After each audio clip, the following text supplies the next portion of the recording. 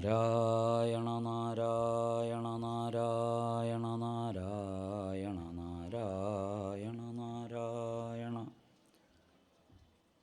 നാരായണ നാരായണ നാരായണ നാരായണ നാരായണ നാരായണ നാരായണ നാരായണ നാരായണ നാരായണ നാരായണ നാരായണ ആസ്താം താവതിയം പ്രസൂതിസമയേ ദുർവാരശൂലവ്യഥാ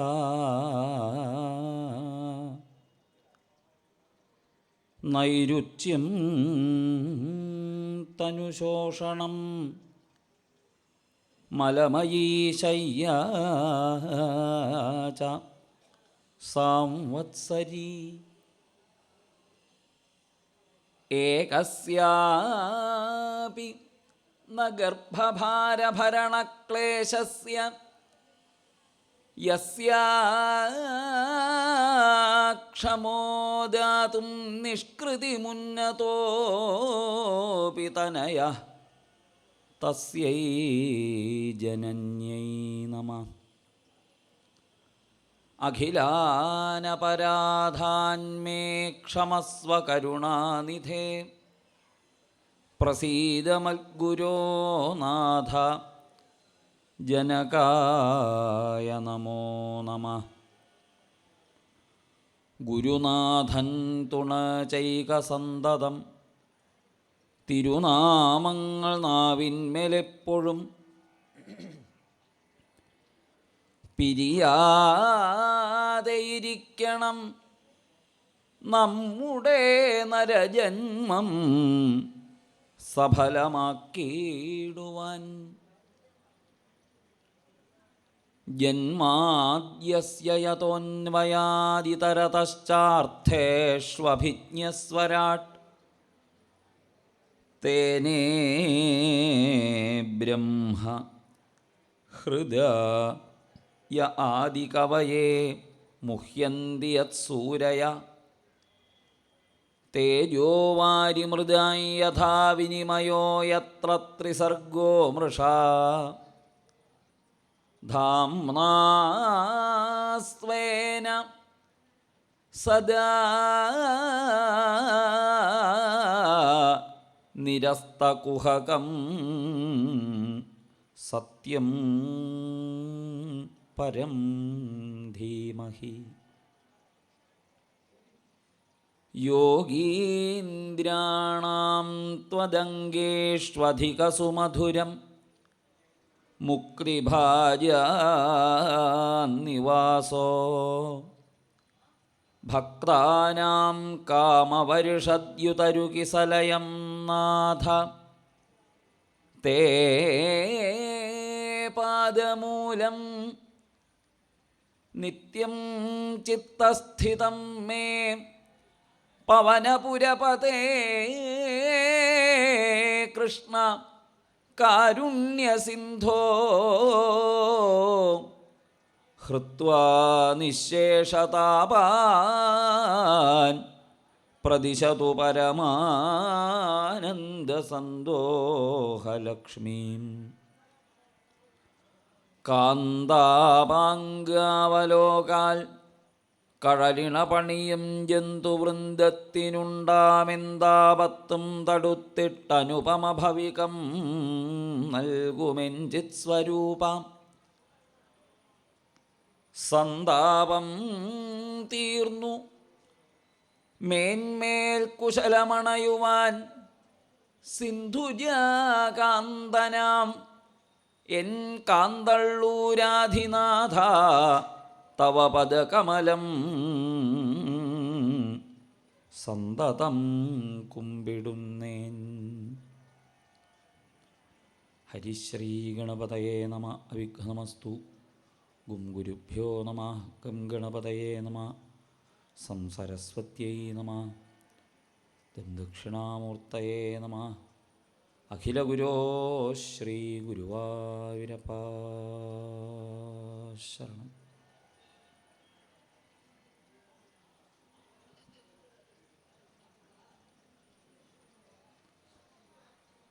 വളരെ ശ്രദ്ധാഭക്തി പുരസ്സരം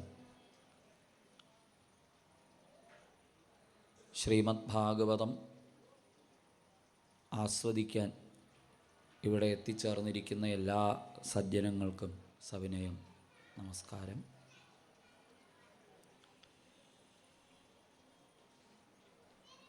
വളരെ ബൃഹത്തായൊരു ഗ്രന്ഥമാണ് ഭാഗവതം.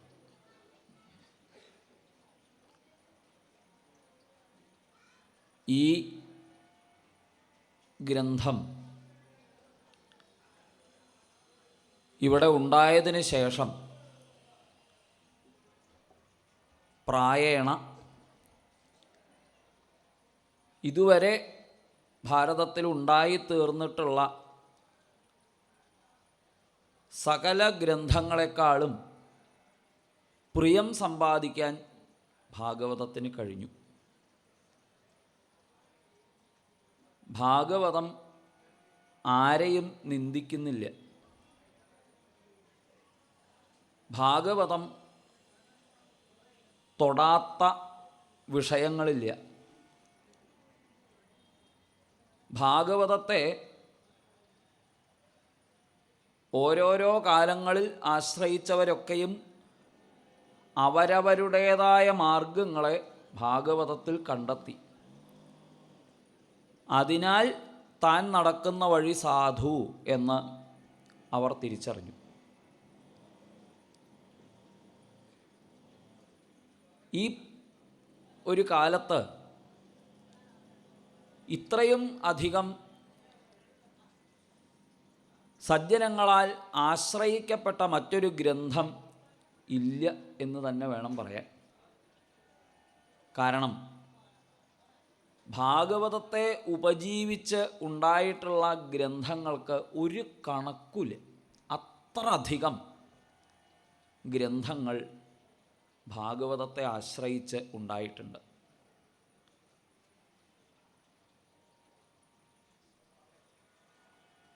ഒറ്റൊറ്റ ശ്ലോകങ്ങളാവട്ടെ, സുദീർഘങ്ങളായ കവിതകളാവട്ടെ, വലിയ ഗ്രന്ഥങ്ങളാകട്ടെ, ചിലപ്പോൾ ഭാഗവതത്തിലെ ഒരു ചെറിയ ഭാഗത്തെ മാത്രം അവലംബിച്ച് നിർമ്മിക്കപ്പെടുന്ന വലിയ ഗ്രന്ഥങ്ങളായിട്ടും, അതല്ലെങ്കിൽ ഭാഗവതത്തെ വലിയൊരു ഗ്രന്ഥത്തെ വളരെ സൂക്ഷ്മമാക്കി ചെറിയ നിലയിലാക്കി അതിൻ്റെ മഹിമ ഒട്ടും ചോർന്നു പോകാതെ വിവരിക്കുന്ന കുഞ്ഞേ ഗ്രന്ഥങ്ങളാവട്ടെ,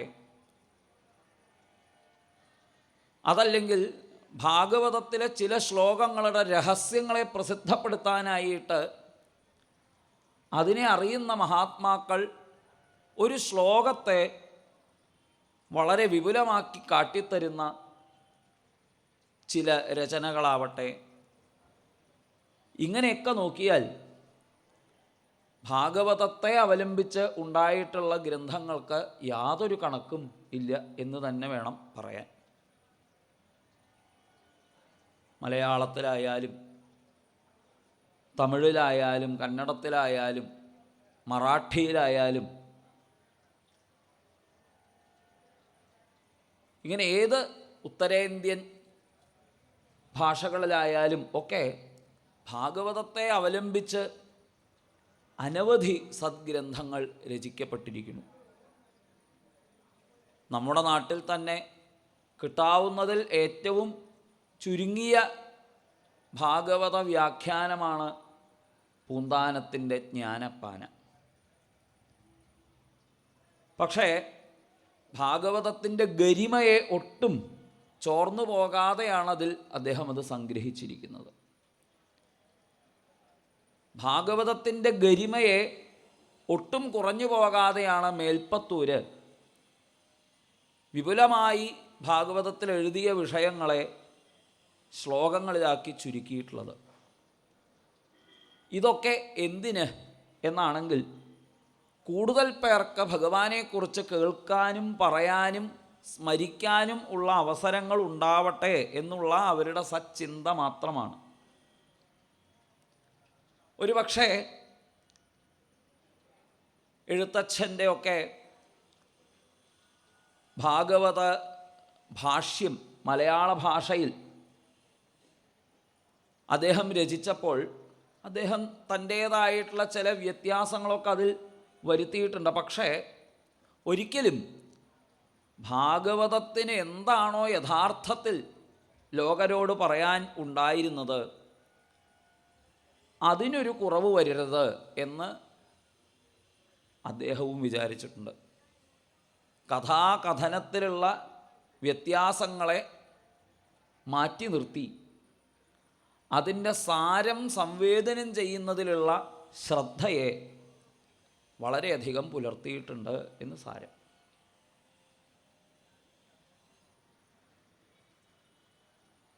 പരോഹി യോഗ മനസസമാധി എന്ന് ഭിക്ഷുഗീത എന്ന ഭാഗവതത്തിലെ പ്രകരണത്തിൽ കാണാം.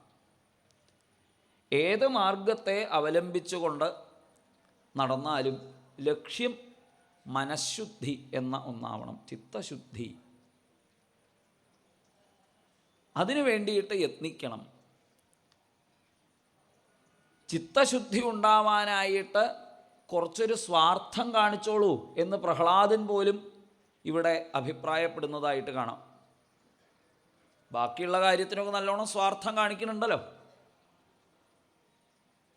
ഭക്ഷണം തരപ്പെടുത്താനും നല്ല ഇരിപ്പിടങ്ങളും താമസസ്ഥലങ്ങളും വസ്ത്രങ്ങളും ആളുബലവും നല്ല വിദ്യാഭ്യാസവും നല്ല കർമ്മമണ്ഡലവും ഇതൊക്കെ സമ്പാദിക്കുന്നതിന് ജനങ്ങൾ എത്ര കണ്ടും യുദ്ധം ചെയ്യുന്നുണ്ട്. കുട്ടികൾ ജനിക്കുമ്പോൾ തന്നെ അച്ഛനമ്മമാർ അവരെ ഡോക്ടർമാരും എൻജിനീയർമാരും ഒക്കെ ആക്കാൻ വേണ്ടിയിട്ട് അധ്വാനിക്കുന്നു. അതിന് കാണിക്കുന്ന സ്വാർത്ഥത്തിൻ്റെ ചെറിയൊരളവെങ്കിലും ചിത്തശുദ്ധിയാകുന്ന സമ്പാദ്യം ഉണ്ടാക്കാനായിട്ട് ഒന്ന് കാട്ടിയാൽ നന്നായിരുന്നു. ഈ ചിത്തശുദ്ധിയെ വളർത്താൻ ചിത്തം ശുദ്ധമാകുമ്പോൾ അന്തര്യാമിയായിരിക്കുന്ന തൻ്റെ യാഥാർത്ഥ്യത്തെ തിരിച്ചറിയാൻ വഴിയുണ്ടാവും. ഈ വിശ്വമെന്നത് കേവലം ദർപ്പണദൃശ്യമാനമായ നഗരിക്ക് തുല്യമാണ്. ബിംബമുണ്ടായതുകൊണ്ട് മാത്രം പ്രതിബിംബിക്കുന്ന ഒന്നാണ് ഈ പ്രകൃതി. പരമായിരിക്കുന്ന തത്വത്തെ അവലംബിച്ചുകൊണ്ട് മാത്രമേ ഈ പ്രകൃതിക്ക് നിലനിൽപ്പുള്ളൂ. അതിനാൽ പ്രകൃതിയുടെ മായാമയങ്ങളായിരിക്കുന്ന ഭോഗ ഐശ്വര്യങ്ങൾ കണ്ട് കണ്ണ് മഞ്ഞളിക്കേണ്ടതില്ല. കാണുന്ന കണ്ണും അതിനുവേണ്ടി യത്നിക്കുന്ന ഇന്ദ്രിയങ്ങളും കാണുന്ന വിഷയവും മൂന്നല്ല, ഒന്ന് തന്നെയാണ്. ത്രിതയം തത്ര യോ വേദ. ഈ മൂന്നായിട്ട് കാണപ്പെടുന്ന ഇതിനെ ഒന്നെന്ന് ആര് തിരിച്ചറിയുന്നുവോ അവൻ മുക്തൻ. അക്കാര്യം പറയുകയാണ് ഈ അധ്യായത്തിൻ്റെ ഉദ്ദേശ്യം. ഇന്നിപ്പോൾ ഇവിടെ ഈ സമയത്ത് ആരംഭിക്കേണ്ടിയിരുന്ന പ്രഭാഷണം ചതുശ്ലോകി ഭാഗവതം ഉൾക്കൊള്ളുന്ന 2-ാമത്തെ സ്കന്ധത്തിലെ 9-ാമത്തെ അധ്യായമാണ്. ഇപ്പോൾ പറയുന്നത് അത് കഴിഞ്ഞിട്ടുള്ള 10-ാമത്തെ അധ്യായമാണ്. അടുത്ത പ്രഭാഷണം ചെയ്യുന്ന ഇളങ്കുന്നപ്പുഴ ദാമോദര ശർമാജി 9-ാമത്തെ അധ്യായം പറയും. അദ്ദേഹത്തിൻ്റെ പ്രായാധിക്യവും ഒക്കെ കണക്കിലെടുത്താണ് സമയമൊന്ന് അങ്ങോട്ടും ഇങ്ങോട്ടുമൊക്കെ മാറ്റിയത്. ഇപ്പം ഇവിടെ ഈ 10-ാമത്തെ സ്കന്ധത്തിൽ പറയുന്ന വിഷയമെന്ത് എന്ന് ഒന്ന് ചുരുക്കി ചിന്തിച്ചാൽ, തതോ ഭാഗവത വ്യാഖ്യാത് വാരൈവ ദശമേ സ്ഫുടം രാജപ്രശ്നോത്തരം വക്തുമാരേഭേ ബാദരായണി എന്നതിനെക്കുറിച്ച് ചുരുക്കി പറയുന്നു. വിരാട് സ്വരൂപനായിരിക്കുന്ന ഭഗവാനിൽ ഇന്ദ്രിയങ്ങളും അതിൻ്റെ അധിഷ്ഠാതാക്കളായിരിക്കുന്ന അഗ്നി, വായു, വരുണൻ തുടങ്ങിയതായിട്ടുള്ള ദേവതകളും ഒക്കെ എങ്ങനെയാണ് ഉണ്ടായത് എന്ന് പറയലും മഹാപുരാണ ലക്ഷണങ്ങൾ പറയലും ആണ് ഈ ഒരധ്യായത്തിൽ കാണാൻ സാധിക്കുക. അപ്പോൾ ഇന്ദ്രിയങ്ങളെയും അതിൻ്റെ അധിഷ്ഠാതാക്കളെയും കുറിച്ച് തിരിച്ചറിഞ്ഞു കഴിഞ്ഞാൽ ആ ഇന്ദ്രിയങ്ങളാൽ അനുഭവിക്കപ്പെടുന്ന വിഷയങ്ങളും പരമതത്വം തന്നെയാണ് എന്ന് തിരിച്ചറിഞ്ഞു കഴിഞ്ഞാൽ ഇവയോടുള്ള രാഗവും ദ്വേഷവും ഞാൻ എൻ്റെ എന്ന അവനവൻ്റെ ശരീരത്തിലുള്ള വിചാരവും ഒരുവന് ഇല്ലാതെയാവും. ഇത് പഠിപ്പിക്കാനായിട്ട് 10 ലക്ഷണങ്ങളെ കൊണ്ട് ഭാഗവതം മനസ്സിലാക്കേണ്ടത് എങ്ങനെയാണ് എന്നിവിടെ പറഞ്ഞു തരികയാണ്. 10 ഭാഗവതത്തിലെ ഓരോരോ സ്കന്ധങ്ങളെ വേർപ്പെടുത്തുന്നു. 10 ലക്ഷണങ്ങളെ കൊണ്ട് വേർതിരിക്കുന്നു. ആദ്യത്തെ 2 സ്കന്ധങ്ങൾക്ക് ലക്ഷണങ്ങൾ പറയപ്പെട്ടിട്ടില്ല.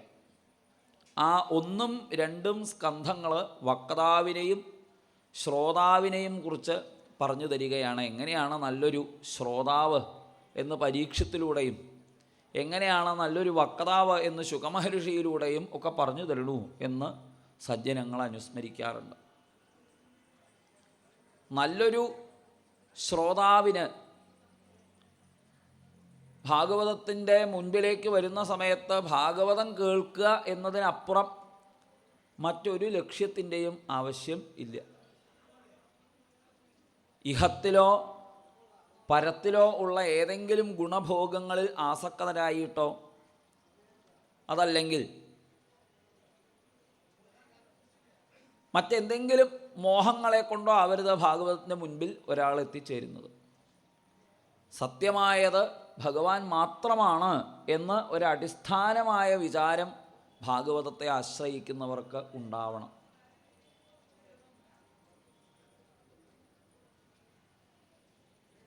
ഏതേ താവത് വയന്തു സ്ഥിരതരമനസാ വിശ്വപീഡാപഹത്യൈഃ നിശേഷാത്മാനം ഏനം ഗുരുപവനപുരാധീശമേവ ആശ്രയാമ എന്ന് തുടക്കത്തിലാണ് മേൽപ്പത്തൂർ പറഞ്ഞത്. ഈ ആശ്രയഭാവമാണ് പ്രഥമമായിട്ട് ഒരു ശ്രോതാവിന് ഉണ്ടാവേണ്ടത്. ഇത് വളരെ ദുർലഭമായിരിക്കുന്നൊരു വസ്തുവാണ് എന്ന് ഭാഗവതത്തെ എടുക്കുന്നവർക്കും തോന്നണം. അനേക കാലം ചെയ്തതായിട്ടുള്ള പുണ്യോദയം ഉണ്ടാവുമ്പോഴാണ് ഭാഗവതത്തിന് മുൻപിൽ ഒരാൾ എത്തിച്ചേരുന്നത്.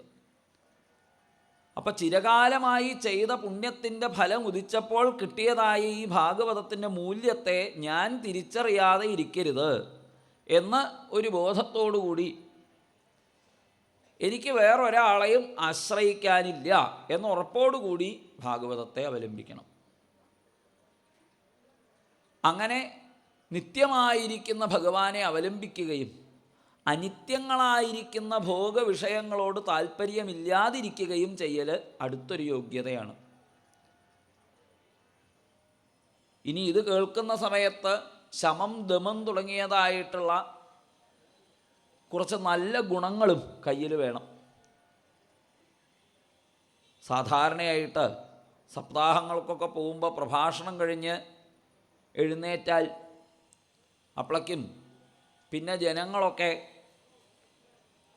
കേൾക്കാൻ വളരെ ശ്രദ്ധയോടുകൂടി ഇരുന്നവരൊക്കെ ഉച്ചയ്ക്കൊക്കെ നിർത്തുമ്പോഴേക്കും പരിഭ്രമിച്ച് തിരക്ക് കൂട്ടി ഓടുന്ന കാഴ്ചയൊക്കെ കാണാം. അതിൻ്റെ ഒന്നും ആവശ്യമില്ല. എന്തോ അങ്ങനെ ഒരു വിചാരമാണോ, ഒന്ന് ഓടിപ്പോയില്ലെങ്കിൽ മുമ്പിലെത്തിയില്ലെങ്കിൽ എന്തോ ഒരു കുറവാണോ എന്നൊക്കെ ഒരു തോന്നൽ. അതിൻ്റെ ഒന്നും ആവശ്യമില്ല. ഒരു സമാധാനം എന്നത് സാവധാനമേ എന്തും ചെയ്യേണ്ടതുള്ളൂ.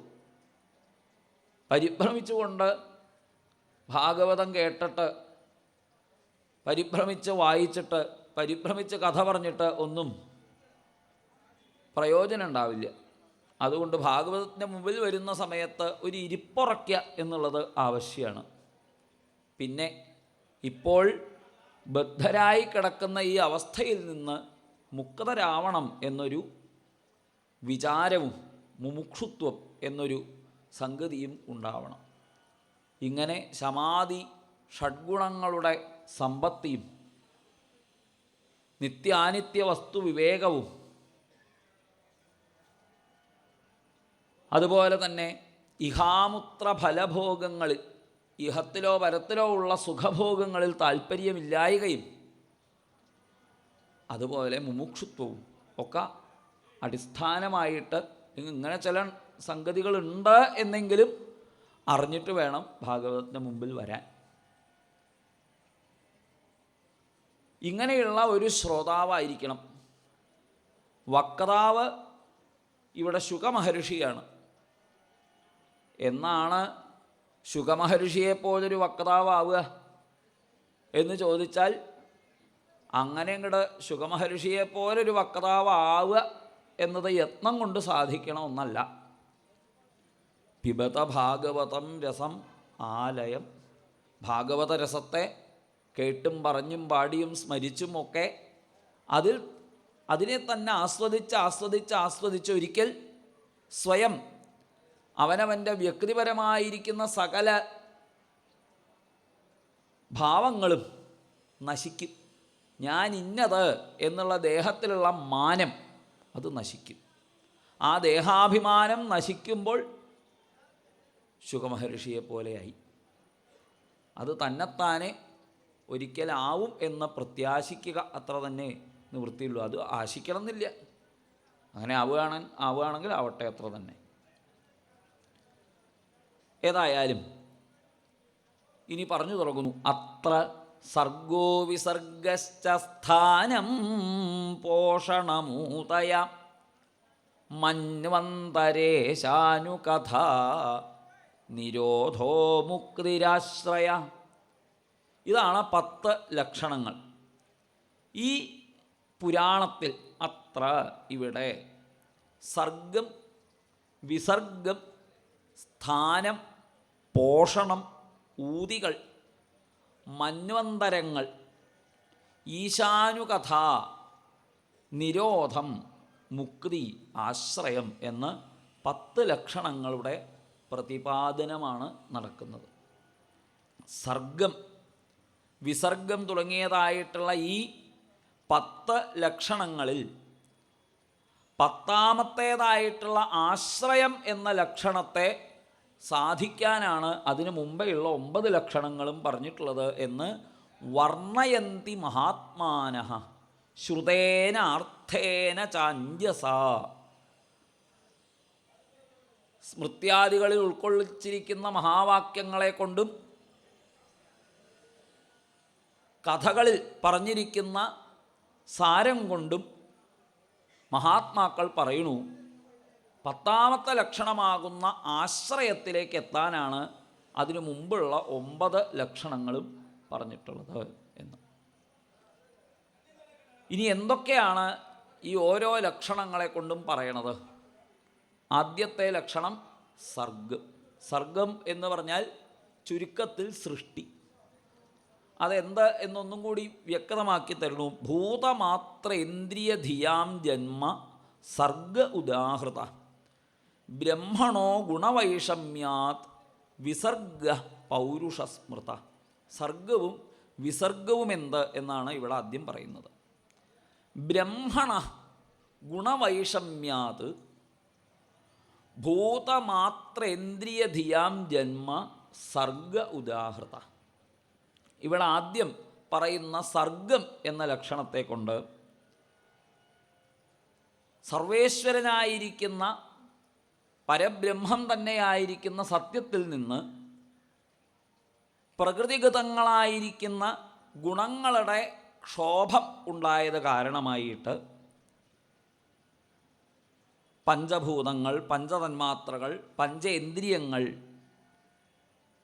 അതുപോലെ മഹത്ത് തുടങ്ങിയതായിട്ടുള്ള അന്തഃകരണങ്ങൾ ഇവയൊക്കെ ഉണ്ടായത് എങ്ങനെ എന്നാണ് സർഗം എന്ന ലക്ഷണത്തെ കൊണ്ട് പ്രതിപാദിക്കുന്നത്. ഇനി പൗരുഷ വിസർഗ സ്മൃത.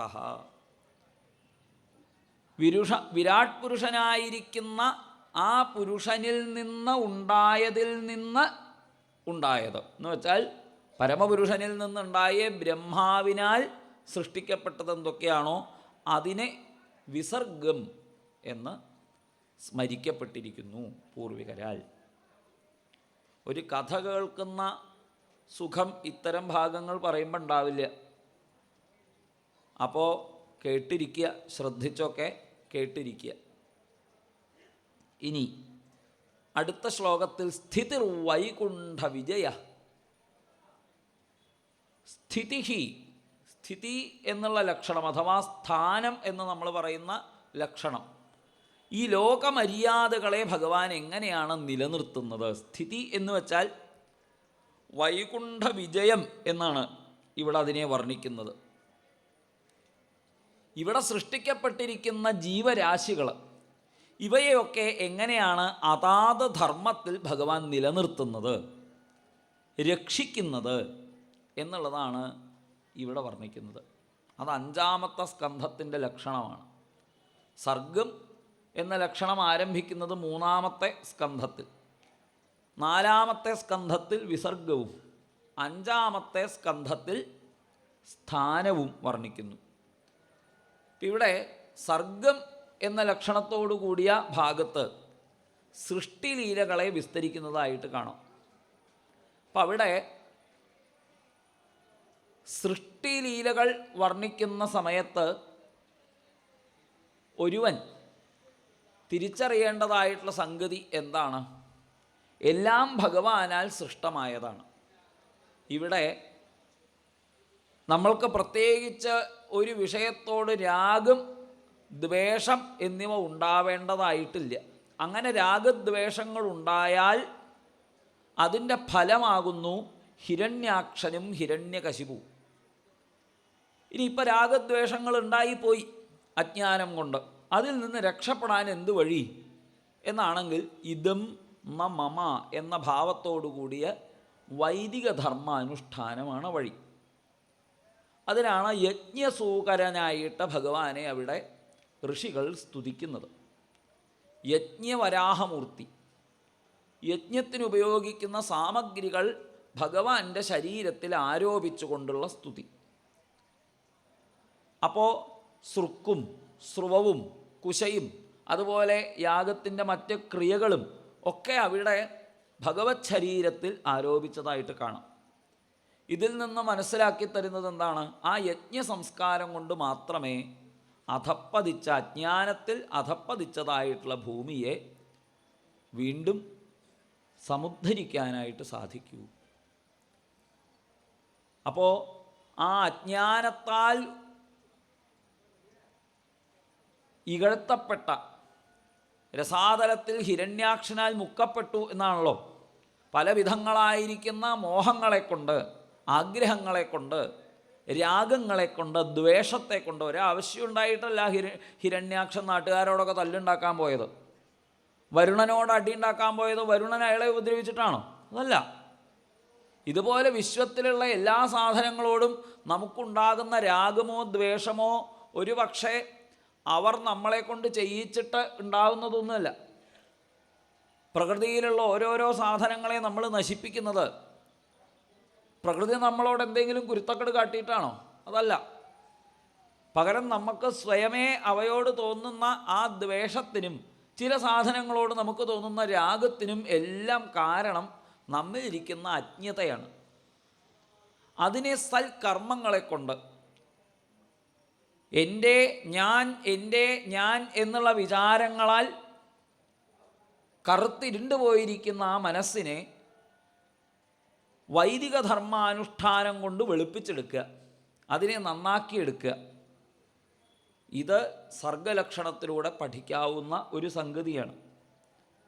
അപ്പോൾ അത് ബോധ്യപ്പെടാൻ വേണ്ടിയിട്ടാണ് ആ കഥ പറഞ്ഞിരിക്കുന്നത്. അതിനു മുമ്പേ ബ്രഹ്മാവിൻ്റെ സൃഷ്ടിയെ പറ്റിയിട്ട് പലതും പറയുന്നു. ബ്രഹ്മാവ് സൃഷ്ടി ചെയ്തിട്ടുണ്ടായതാണ് എല്ലാം. ബ്രഹ്മാവിന് സൃഷ്ടി ചെയ്യാനുള്ള വൈഭവമോ ഭഗവാൻ നൽകിയത്. അപ്പം അത്തരത്തിൽ ബ്രഹ്മാവിൻ്റെ സൃഷ്ടിയെക്കുറിച്ച് ഇനി ഇവിടെ 3-ാമത്തെ സ്കന്ധത്തിൽ പറയാനായിട്ട് ആരംഭിക്കുമ്പോൾ അതിൽ നിന്ന് ഇത് മനസ്സിലാക്കിക്കൊള്ളുക.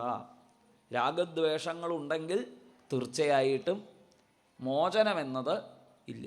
രാഗദ്വേഷങ്ങൾക്ക് കാരണമോ ഞാൻ എൻ്റെ എന്ന ഭാവം. ഇനി അടുത്ത വിസർഗമെന്ന ലക്ഷണത്തോടു കൂടിയ സ്കന്ധത്തിലും മറ്റൊന്നല്ല പറയാനുള്ളത്, ഇത് തന്നെയാണ് പറയാനുള്ളത്, മറ്റൊരു തരത്തിൽ പറയുന്നു. ഇത്രയേ ഉള്ളൂ. അവിടെയും രാഗദ്വേഷങ്ങൾ തന്നെയാണ് പ്രശ്നക്കാർ. ദക്ഷൻ്റെ ദ്വേഷം, തൻ്റെ മകനോടുള്ള ആ സുരുചിയുടെ, തൻ്റെ പത്നിയായിട്ടുള്ള സുരുചിയോട് ഉത്താനപാദന് ഒക്കെ ഉള്ളതായിട്ടുള്ള രാഗം, അതുകൊണ്ട് തന്നെയാണ് അങ്ങേപ്പുറത്ത് ദ്വേഷവും ഉണ്ടാവുന്നത്. ഇങ്ങനെ ഓരോരോ കഥകളിലൂടെ ഇതൊക്കെ തന്നെയാണ് പഠിപ്പിച്ചു തരുന്നത്. മൂന്നാമത്തെ സ്കന്ധമാകുന്ന സ്ഥാനത്തിൽ ഇവിടെ സൃഷ്ടിക്കപ്പെട്ടിരിക്കുന്ന സകല ജീവജാലങ്ങളും ചരാചരാത്മകമായിരിക്കുന്ന ഈ പ്രപഞ്ചത്തിലെ എല്ലാം ഒരു കല്ലായിട്ട് നിലനിൽക്കുന്നു, ജലം ഒഴുകിക്കൊണ്ടിരിക്കുന്നു. ഇവയെയൊക്കെ അതാക്കി തീർക്കുന്നത് എന്തോ അതിനെയാണ് ധർമ്മം എന്ന് പറയുന്നത്. ഒരു മനുഷ്യന് സഹജമായിരിക്കുന്ന ഗുണങ്ങളോട് കൂടിയിട്ട് ഇവിടെ ഇരിക്കുമ്പോഴാണ് അയാളെ മനുഷ്യൻ എന്ന് വിളിക്കുന്നത്. പഞ്ചസാര വായിലിടുന്ന സമയത്ത് അത് കയക്കരുത്, കയച്ചാൽ അതിനെ പഞ്ചസാര എന്ന് വിളിക്കാൻ സാധ്യമല്ല. മധുരിപ്പിക്കുക എന്നുള്ള അതിൻ്റെ ധർമ്മം നിറവേറ്റുമ്പോൾ മാത്രമാണ് ആ വെളുത്ത തരികൾ പഞ്ചസാര എന്നുള്ള നിലയിലിരിക്കാൻ യോഗ്യരായിത്തീരുന്നത്. അപ്പം അതുപോലെ വിശ്വത്തിലുള്ള ഓരോരോ വസ്തുക്കളും സ്ഥിതി ചെയ്യുന്നത് യാതൊന്നിനെ ആധാരമാക്കിയിട്ടാണ് എന്ന് ചിന്തിക്കുക. കല്ലും പുല്ലും ഒക്കെ അതാത് സംഗതികളായിട്ട് ഇവിടെ ഇരിക്കുവാൻ യാതൊന്ന് ആധാരമോ അത് ഭഗവാൻ എന്ന് വൈകുണ്ഠ വിജയ. ഭഗവാൻ അവയിലെല്ലാം പ്രസാദം ചൊരിയുന്നത് കൊണ്ട് അവയെല്ലാം അങ്ങനെ തന്നെ ഇരിക്കുന്നു. ഭഗവത് പ്രസാദം കൊണ്ടാണ് താനും ഇങ്ങനെ രാജാവായിരിക്കണത് എന്ന് രഘൂഗണന് ബ്രാഹ്മണൻ ഉപദേശിക്കണം.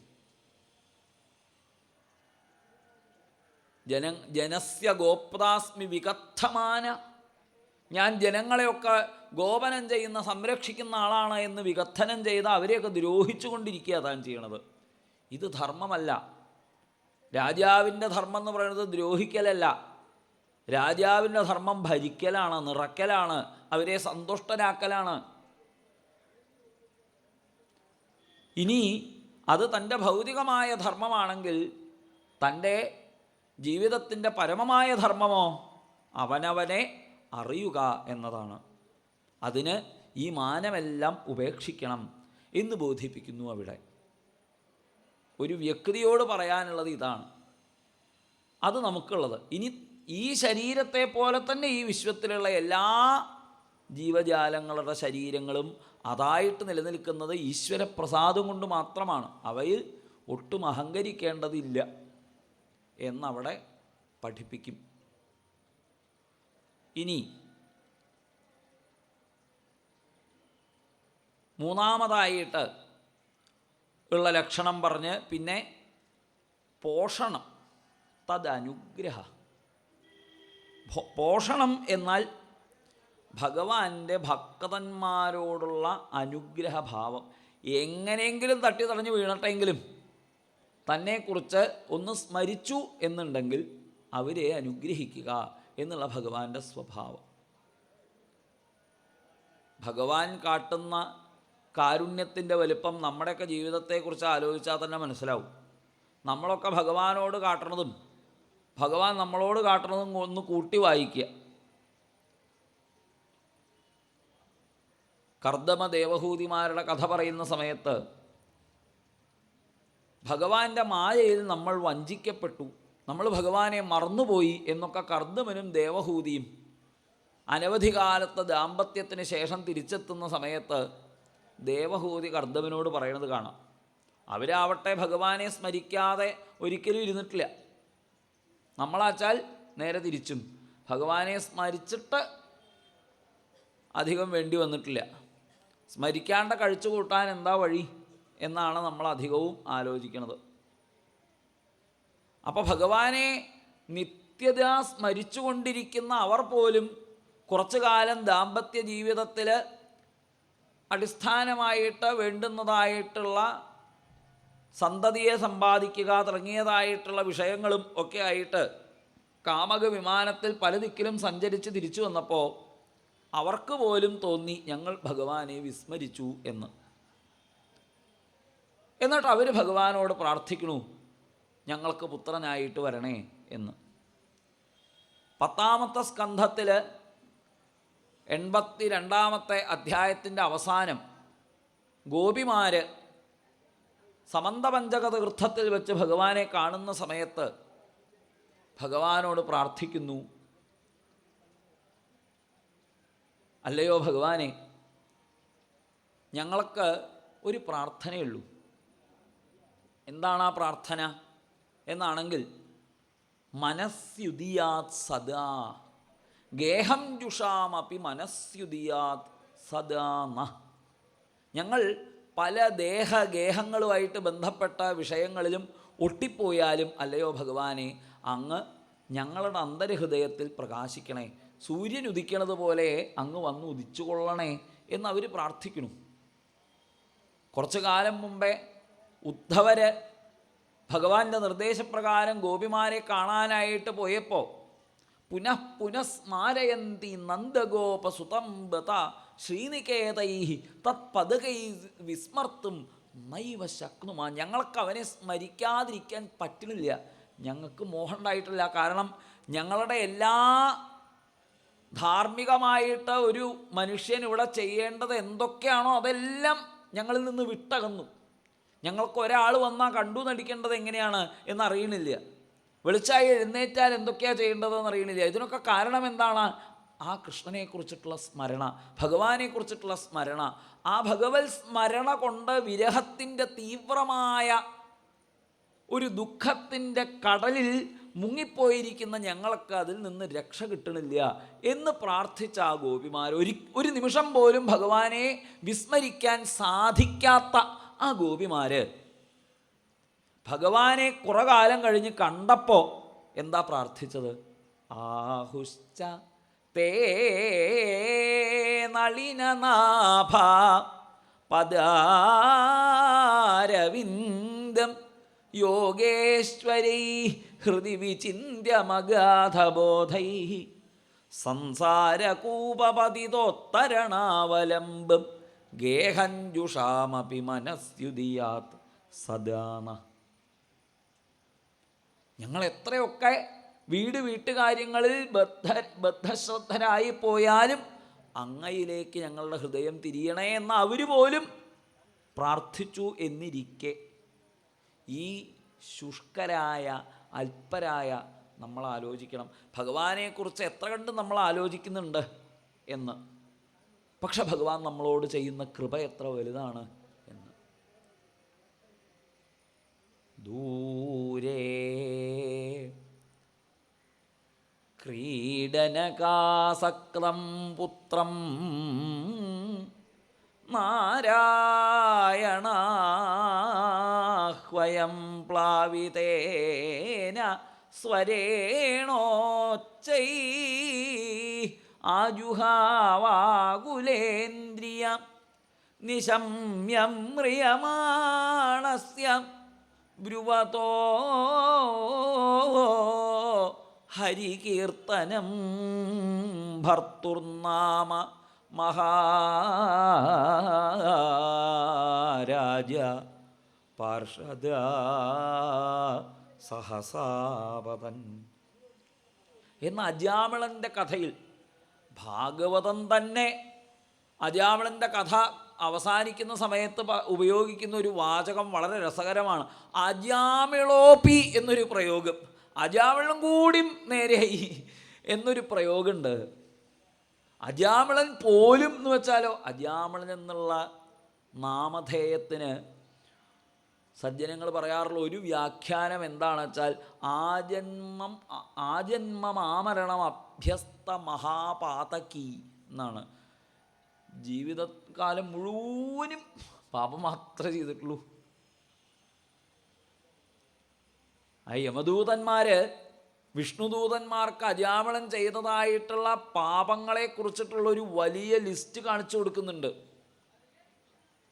വിപ്രാം സ്വഭാര്യാമപ്രൗഢാം കുലേ മഹതി ലംഭിതാം വിസസർജാചിരാത്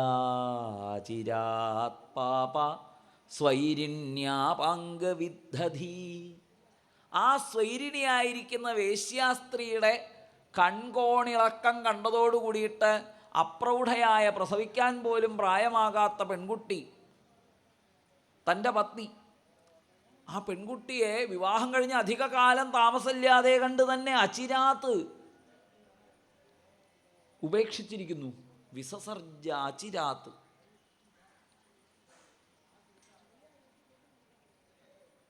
എന്നിട്ട് അവൾക്ക് വേണ്ടിയിട്ട് എന്തൊക്കെ തോന്നിവാസങ്ങളാണ് അജാമിളൻ കാണിച്ചത്. ആ വേശ്യാസ്ത്രീയെ സന്തോഷിപ്പിക്കാൻ വേണ്ടിയിട്ട് പറ്റിക്കുന്നു, പലരെയും മോഷ്ടിക്കുന്നു, ഉപദ്രവിക്കുന്നു, വേണ്ടി വന്നാൽ കശാപ്പ് ചെയ്യുന്നു. എന്തിന്? ഇതിൻ്റെയൊക്കെ പ്രയോജനം എന്താണ്? അവൾ ഇവിടുന്ന് ഇറങ്ങിപ്പോന്ന് പറയരുത്. അതിനു വേണ്ടിയിട്ട് ഇനി പൊക്കോളൂ എന്ന് അവൾ പറയാതിരിക്കാൻ വേണ്ടിയിട്ട് അജാമിളൻ ഈ വക മഹാപാതകങ്ങൾ ചെയ്യണം. എന്നാലും അറിയാതൊരു ദിവസം നാരായണ എന്ന അവ്യക്തമായ പ്ലാവിതേന സ്വരേണോച്ചൈരാജുഹാവ ആകുലേന്ദ്രിയ. പ്ലാവിതസ്വരത്തിലെ മുഴുവനും വ്യക്തമായിട്ടൊന്നല്ല, അവ്യക്തമായ ഒരു സ്വരം. 4 അക്ഷരം ചൊല്ലിന്ന് തോന്നും, അത്രയേ ഉള്ളൂ. അപ്പോഴേക്കും തന്നെ ഭഗവാൻ കൃപാവാരിധിയായിട്ട് തൻ്റെ പാരിഷത ഇതാ വിളിക്കുന്നുണ്ട് കേട്ടോ, പൊക്കോളൂ എന്ന് പറഞ്ഞ് പാരിഷതന്മാരെ പറഞ്ഞയച്ചു. അവർ സഹസാ അപതൻ എന്നാണ്, അവരവിടെ ചാടി വീണു എന്നാ. അപ്പളയ്ക്ക് വികരിഷതോന്തരഹൃദയാത് ദാസീപതിമജാമിളം യമപ്രേഷ്യാൻ വിഷ്ണുദൂത വാരയാമാസു ഓജസ. അവരാ കഴുത്തിൽ കയറിട്ടിട്ട് അജാമിളനെ പിടിച്ചു വലിക്കുന്ന സമയത്ത് അങ്ങോട്ട് പിടിച്ചു മാറ്റി. അങ്ങനെ അന്നോരജാമീളൻ വൈകുണ്ഠമായി കണ്ട 4 അക്ഷരമാണു നാരായണ. അങ്ങനെ അറിയാതെങ്കിലും പതിത സ്ഖലിതശ്ചാർത്ത ക്ഷുത്വാവിവശോ ബ്രുവൻ ഹരയേ നമ ഇത്യുച്ചൈർമുച്യതേ സർവപാതകാൽ. അറിയാതെങ്കിലും ഭഗവാന്റെ തിരുനാമം ഒന്ന് ജപിക്കാൻ പറ്റിയാൽ ഞാൻ ഒപ്പുണ്ട് കേട്ടോ എന്ന തദനുഗ്രഹ പോഷണം.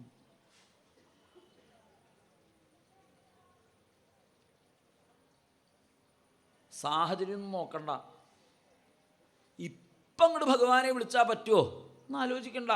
പണ്ട് അർജുനൻ ഭഗവാനെ യുദ്ധം നടക്കുന്ന സമയത്താണ് സ്മരിച്ചത്. ഉടനെ തന്നെ കാരുണ്യവാരിധിയായിരിക്കുന്ന ഭഗവാൻ ആ അർജുനന് വിശ്വരൂപം പ്രദർശിപ്പിച്ചു. കുമതിമഹരദ ആത്മവിദ്യയായ.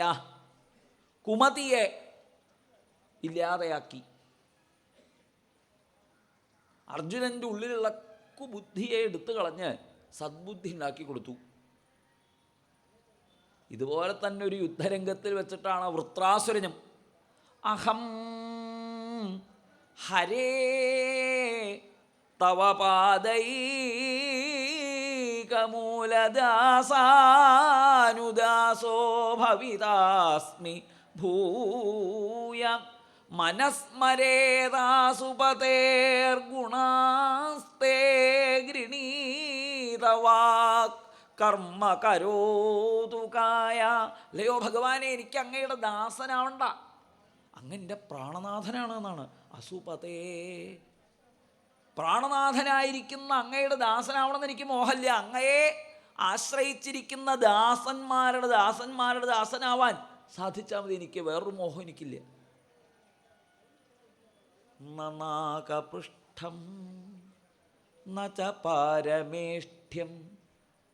എനിക്ക് ബ്രഹ്മാവിൻ്റെ പദവിയോ ഇന്ദ്രപദവിയോ വിചാരിച്ചതെല്ലാം സാധിക്കുന്ന, ആഗ്രഹങ്ങളൊക്കെ സാധിക്കുന്ന എന്തെങ്കിലും മഹിമകളോ ഒന്നും എനിക്ക് വേണ്ട. എനിക്ക് അങ്ങയെ വിട്ട് മറ്റൊന്നിലും കാംക്ഷയില്ല. ത്വാ വിരഹയ്യ, അങ്ങയെ വിട്ട് എനിക്ക് വേറൊന്നും വേണ്ട. അങ്ങുണ്ടോ ഞാൻ എവിടെയും വരാം, അങ്ങില്ലേ എനിക്ക് എവിടെയും പോണ്ട എന്നൊരു സ്മരണയുണ്ടാവാൻ. അജാതപക്ഷ ഇവ മാതരം ഖഗ. പറക്കമുറ്റാത്ത പക്ഷിക്കുഞ്ഞുങ്ങളെപ്പോലെ ഞാൻ കാത്തിരിക്കുകയാണേ, ഓടി വന്ന് എന്നെ രക്ഷിക്കണേ. ഇനിയും ദേഹഗേഹാദികളിൽ ശ്രദ്ധയുള്ളതായ ദുഷ്ടജനങ്ങളുടെ ഇടയിൽ പുനരപി ജനനം പുനരപി മരണം എന്നുള്ള ഒരപകടത്തിലേക്ക് എന്നെ തള്ളിവിടരുതേ, എന്നെ വേഗം രക്ഷിക്കണേ എന്ന് വൃത്രാസുരൻ സ്മരിച്ചത് യുദ്ധരംഗത്ത് വെച്ചിട്ടായിരുന്നു. അയ്യോ, വൃത്രാസുരൻ അവിടെ ഈ തിരക്കിൻ്റെ ഇടയിലൊക്കെ വന്ന് മോക്ഷം തരാനൊക്കെ പറ്റുമോ? അതെ, താൻ ഈ യുദ്ധമൊക്കെ നിർത്തിയിട്ട് കുടുംബത്ത് പോയിരിക്കുക, ഞാൻ അവിടെ വന്നിട്ട് കുറച്ചു നേരം നാമൊക്കെ ജപിച്ചാൽ ഞാൻ വന്ന് രക്ഷിക്കാം എന്ന് ഭഗവാൻ പിന്നെയാവാന്ന് പറഞ്ഞിട്ടില്ല. ഉടനെ തന്നെ വൃത്രസ്യ ദേഹാൻ നിഷ്ക്രാന്തമാത്മജ്യോതിരരിന്ദമ പശ്യതാം സർവലോകാനാമലോകം സമപദ്യത. വൃത്രാസുരൻ്റെ ദേഹത്തിൽ നിന്ന് നിഷ്ക്രമിച്ചതായ ആ ദിവ്യ ജ്യോതിസ് എല്ലാവരും കാണുക ഭഗവത് പാദങ്ങളിൽ ലയിക്കുകയാണ്.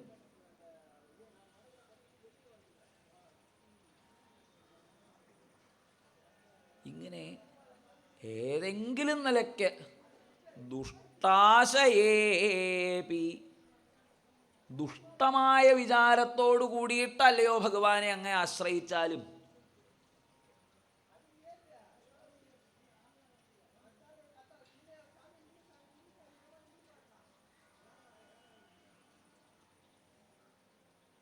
ദുഷിച്ച വിചാരത്തോടു കൂടിയിട്ടാണ് ദിതി ഭഗവാനെ ആശ്രയിച്ചത്.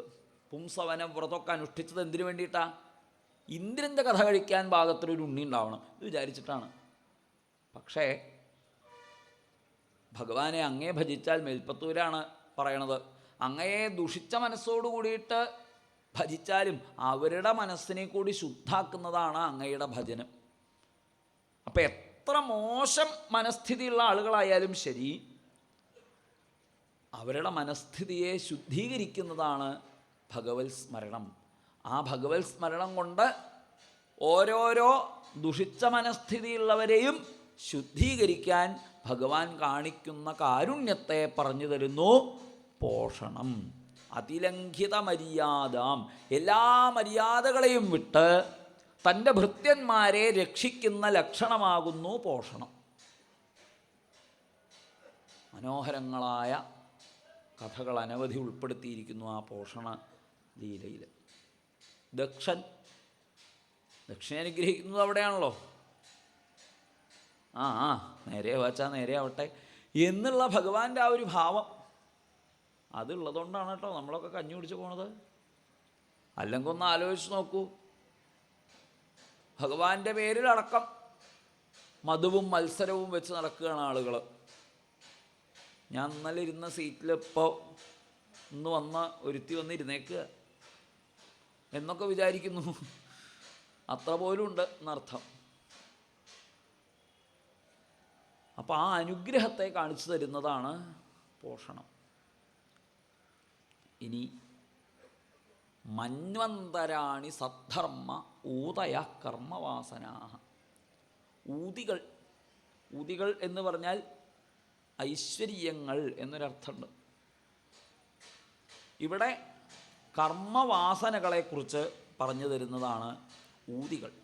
അതായത് ഓരോരുത്തരും ഇവിടെ പല വിധങ്ങളായ കർമ്മബന്ധനങ്ങളിൽ വന്നുപെടുന്നത് അവരവരുടെ കർമ്മവാസനകളെ കൊണ്ടാണ്. ആ വാസനകൾ നന്നായിരുന്നാൽ അവ കൊണ്ട് പ്രയോജനം ഉണ്ടാവും. ആ വാസനകൾ നന്നല്ലാതിരിക്കുന്നു എന്നുണ്ടെങ്കിൽ അവയെ നന്നാക്കാൻ അനുഷ്ഠിക്കേണ്ടതായിട്ടുള്ള സദ്ധർമ്മങ്ങളെയൊക്കെ 7ാമത്തെ സ്കന്ധത്തിൽ പറഞ്ഞു തരുന്നു. ഹിരണ്യകശിപു മഹാദുഷ്ടൻ. ഹിരണ്യകശിപുവിൻ്റെ പുത്രനായ പ്രഹ്ലാദനോ അതീവ ഭക്തനും. രണ്ടുപേരുടെയും ആ വാസനകളാണ്, കർമ്മവാസനകളാണ് അവരെ രണ്ട് തരത്തിലുള്ളവരാക്കുന്നത്.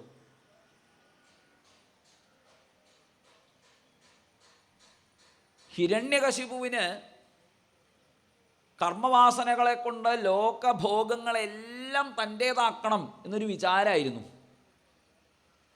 എന്തിന്? തനിക്ക് വരം തന്ന ബ്രഹ്മാവിൻ്റെ പോലും കാറ്റ് പോകും വിപരാർത്ഥം കഴിഞ്ഞാൽ, എൻ്റെ കാറ്റ് പോവാണ്ടിരിക്കാനുള്ള വഴിയൊക്കെ ഞാൻ നേരെയാക്കിയിട്ടുണ്ട് എന്നായിരുന്നു ഹിരണ്യകശിപുവിൻ്റെ വിചാരം. താൻ സമ്പാദിച്ചിരിക്കുന്ന പദവികളെ കൊണ്ടും താൻ കയ്യാളിയിരിക്കുന്നതായിട്ടുള്ള ഓരോരോ സ്ഥാനങ്ങളെ കൊണ്ടും അതുപോലെ ലോകപാലന്മാരെയൊക്കെ തൻ്റെ പെരുവിരലിൻ്റെ കീഴിലാക്കിയും കൊണ്ടുള്ള ഭരണം കൊണ്ടും സുഖഭോഗങ്ങൾ മുറ്റും മൂടിയിരിക്കുന്ന അവസ്ഥയിലിരുന്ന സർവായുധ സമ്പന്നനായ സർവസമ്പൽ സമൃദ്ധനായ ഹിരണ്യകശിപു നിരായുധനായ പ്രഹ്ലാദനെ കണ്ട് ഭയപ്പെടുന്നൊരു സാഹചര്യം ഉണ്ടായി എന്നർത്ഥം. വിഷ്ണോർ നാളായുധോർഭക, വിഷ്ണുവിന് വേണ്ടിയിട്ട് പ്രവർത്തിക്കുന്ന ഒരു സ്പൈയൊറ്റയാണോ ഈ പ്രഹ്ലാദൻ എന്ന് വിചാരിച്ചു എന്ന് ഹിരണ്യകശിപു. വിഷ്ണോഹോ നാളായുധ, വിഷ്ണുവിൻ്റെ വല്ല ചാനലൊറ്റയാണോ ഇവൻ എന്നും. കാരണം എന്താണ്?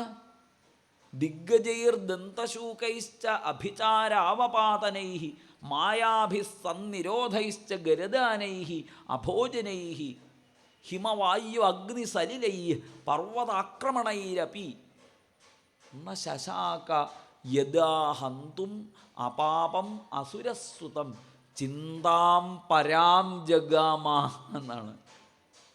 നോക്കണം, എന്തില്ലായിട്ടാ ഹിരണ്യകശിപുവിന്. ഒരുപക്ഷെ വേണമെങ്കിൽ കാലനെ തന്നെ പേടിപ്പിക്കാം, അത്രയ്ക്ക് കേമത്തുണ്ട്. പക്ഷേ അയാൾ തിരിച്ചറിഞ്ഞില്ല, അയാളുടെ ഉള്ളിൽ തന്നെയാണ് തനിക്ക് സ്ഥിരതയുള്ള ആനന്ദം എന്ന വസ്തു ഇരിക്കുന്നത്. അസ്ഥിരമായ ആനന്ദങ്ങളുടെ സമ്പാദനം കൊണ്ട് തനിക്ക് സുസ്ഥിരമായിരിക്കുന്ന ശാന്തി ഉണ്ടാവില്ല എന്ന് അയാൾ തിരിച്ചറിഞ്ഞില്ല. അതുകൊണ്ട് ലോകഭോഗങ്ങളെ ധാരാളമായിട്ട് സമ്പാദിക്കാനായിട്ട് പുറപ്പെട്ടു. പക്ഷേ ആ ലോകഭോഗങ്ങളൊക്കെ സമ്പാദിച്ചിട്ടും സുരക്ഷിതത്വം എന്ന് പറയുന്നത് ഹിരണ്യകശിപു അനുഭവിച്ചില്ല. പേടിച്ചു അയാൾ. നോക്കണം, പ്രഹ്ലാദൻ്റെ കയ്യിൽ വല്ല ആയുധം ഉണ്ടായിരുന്നു? കാണിച്ചു തരാൻ തന്നെ എന്ന് പ്രഹ്ലാദൻ പറഞ്ഞു? ഇല്ല. പ്രഹ്ലാദൻ എന്താണ്?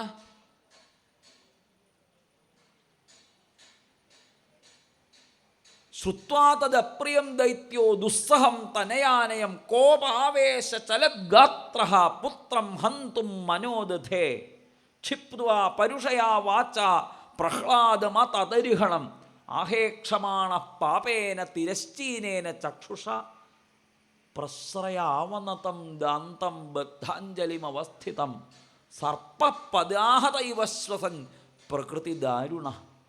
അവൻ പ്രകൃത്യാ തന്നെ ഒരു ദാരുണ സ്വഭാവക്കാരനാണ്. അങ്ങനെയുള്ളവൻ ആര്? ഹിരണ്യകശിപു. പല്ലും കടിച്ച് അയറിക്കൊണ്ട് ഇപ്പം കാണിച്ചു തരാം എന്നുള്ള ഭാവത്തിൽ പ്രഹ്ലാദൻ്റെ അടുത്തേക്ക് വന്നപ്പോഴേ പ്രഹ്ലാദൻ എന്താ ചെയ്തത്? പിതൃദേവോ ഭവ നമസ്കരിച്ചു. അച്ഛനെ കണ്ടപ്പോൾ പുഞ്ചിരി തൂകി കൈകൂപ്പി നിൽക്കുകയാണ്. ഈ കൊല്ലാൻ വരുന്ന അച്ഛനെ കണ്ടിട്ട് തൻ്റെ പുരികക്കൊടി ഒന്നട് വളഞ്ഞാൽ സകല ലോകങ്ങളിലെയും ലോകപാലന്മാർ പരിഭ്രാന്തരായിട്ട് പറഞ്ഞ പണി കൊണ്ടെടുക്കും. രത്നാകരാശ്ച രത്നൗഘാഹ തത് പത്ന്യശ്ചോഹുരുർമിഭി. ഹിരണ്യകശിപുവിൻ്റെ ഭരണക്കാലത്തെ നദികളിലൊക്കെ ഇങ്ങനെ ഇഷ്ടം പോലെ ജലം, വെണ്ണയും പാലും വേണമെങ്കിൽ ഒഴുകി വരും. സമുദ്രതീരത്ത് ചെന്നാൽ രത്നങ്ങൾ പെറുക്കിയെടുത്തിട്ട് പോരാം, അത്ര സമൃദ്ധമായിരുന്നു ലോകം. കാരണം എന്താ? മഴ പെയ്യേണ്ട സമയത്ത് പെയ്യിച്ചിട്ടില്ലെങ്കിൽ വരുണന് വിവരാണറിയും. സകല ദിക്പാലന്മാരെയും തൻ്റെ ചൊൽപ്പടിക്ക് നിർത്തിയിരിക്കുകയാണ്. ഇന്ദ്രനാവട്ടെ, ചന്ദ്രനാവട്ടെ, സൂര്യനാവട്ടെ ഒക്കെ ഹിരണ്യകശിപുവിൻ്റെ നിലയ്ക്ക് നിൽക്കണം. ഇങ്ങനെയുള്ള ആ ഹിരണ്യകശിപുവിൻ്റെ കർമ്മവാസനകൾക്കൊന്നും പ്രഹ്ലാദനെ ഇത്ര അധികം ശുണ്ഠിയെടുത്തിട്ടും ഇത്ര കേമത്തൊക്കെ ഉള്ള ആളായിട്ടും കൊല്ലാൻ വരുന്നത് പോലെ തൻ്റെ മുൻപിലേക്ക് പാഞ്ഞു വരുന്ന അച്ഛനെ കണ്ടപ്പോൾ പുഞ്ചിരി തൂക്കിയിട്ട് അച്ഛാ നമസ്കാരം എന്നങ്ങോട്ട് പറഞ്ഞപ്പോൾ സർപ്പപദാഹത ഇവ എന്നാണ്, ചവിട്ടേറ്റ പാമ്പിനെ പോലെയാണ് ദേഷ്യം വന്നത് ഹിരണ്യകശിപുവിന്. കസ്തേ ബലം എന്ന് ചോദിച്ചത്. നടക്കാരാ ബലം? അല്ല, എനിക്ക് ആര് ബലം എന്നല്ല, എല്ലാവർക്കും ഈ ബലത്തെ എല്ലാവരും ഇപ്പോൾ നീ ആരെയാ ബലമായിട്ട് കണ്ടിരിക്കുന്നത് എന്നാണ്. എല്ലാവർക്കും ബലം ഭഗവാൻ തന്നെയാണ്. ബലം മേ വൈകുണ്ഠ എന്നുള്ള ആ പ്രഹ്ലാദൻ്റെ മറുപടി. ഇങ്ങനെയുള്ള രണ്ട് കർമ്മവാസനകളെ കൊണ്ട് ഒരാളുടെ മാറ് പിളർന്ന് ഭഗവാൻ അനുഗ്രഹിക്കുന്നു, ഒരാളുടെ അടുത്തത് ആ സ്നേഹം കൊണ്ട് മാറോട് ചേർത്ത് അനുഗ്രഹിക്കുന്നു.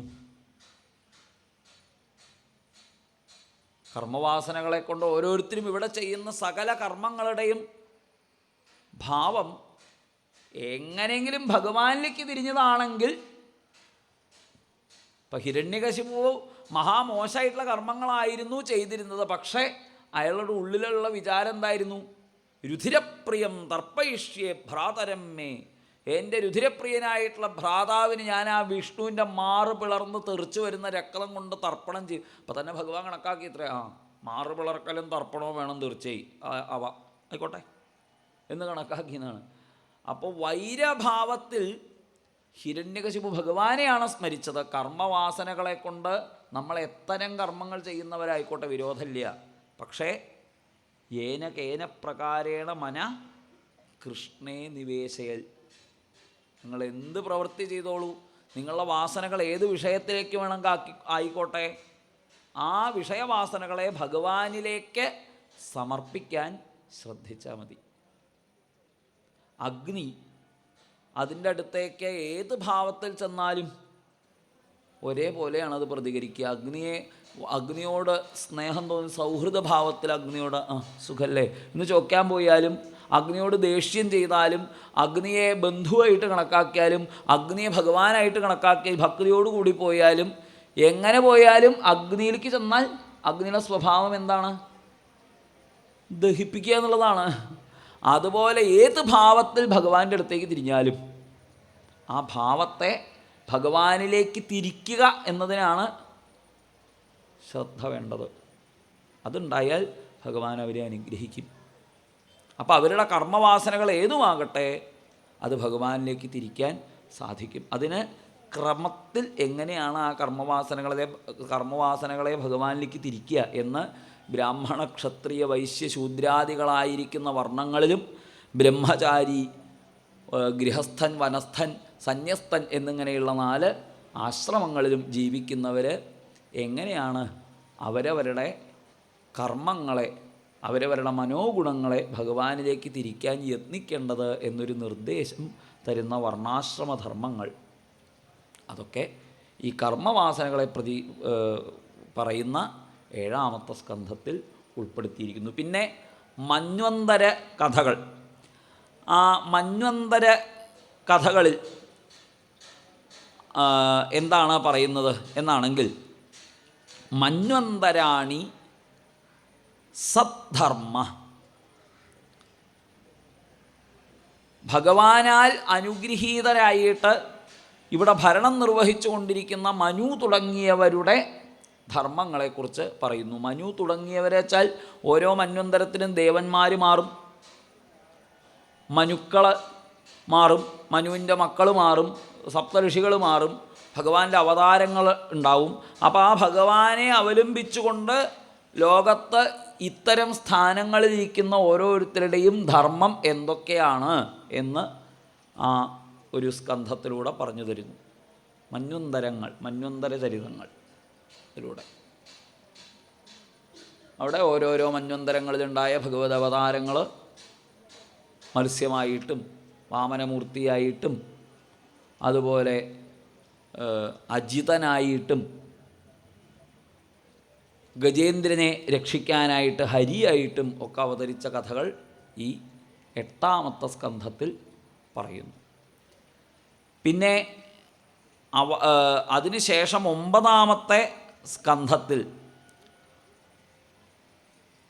ഭഗവാനെ അനുവർത്തിച്ച് ജീവിച്ചതായിട്ടുള്ള സൽപുരുഷന്മാരായിരിക്കുന്ന അനേകം രാജാക്കന്മാരുടെ കഥകൾ ഉൾപ്പെടുത്തിയിരിക്കുന്നു.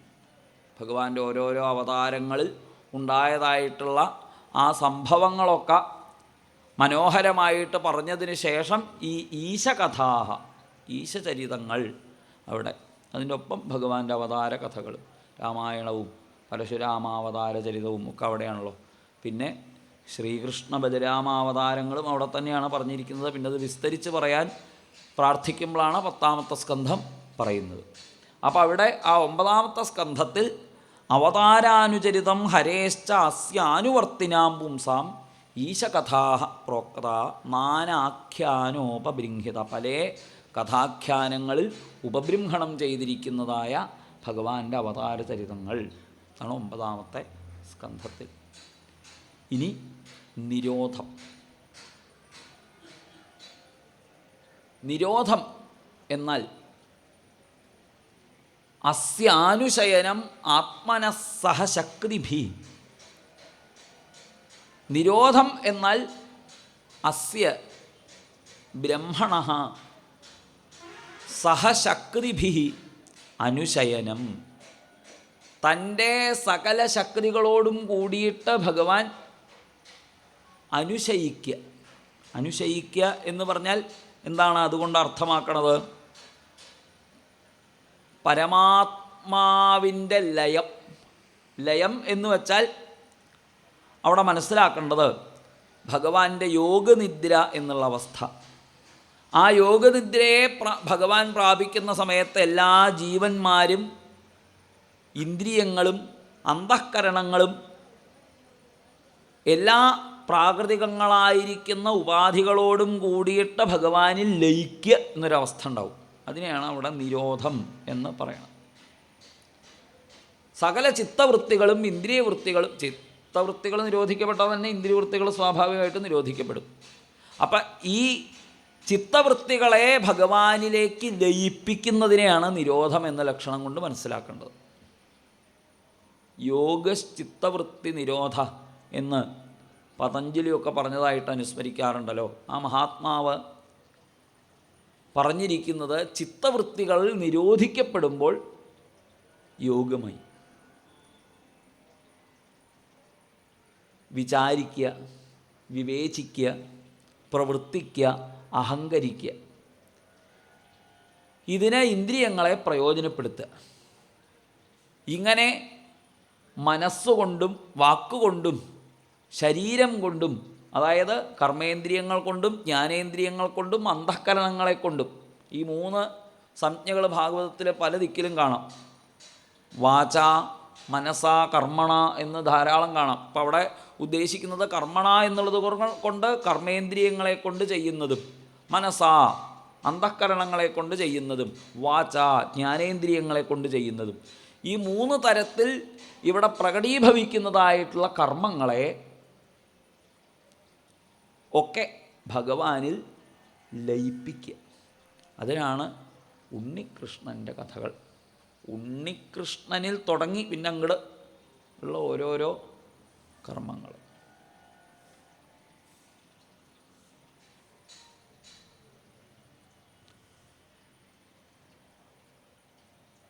ചിക്രീഡേ ജനയൻ മുതും എന്ന് 8-ാമത്തെ അധ്യായത്തിൽ കാണാം, 10ാം സ്കന്ധത്തിൽ.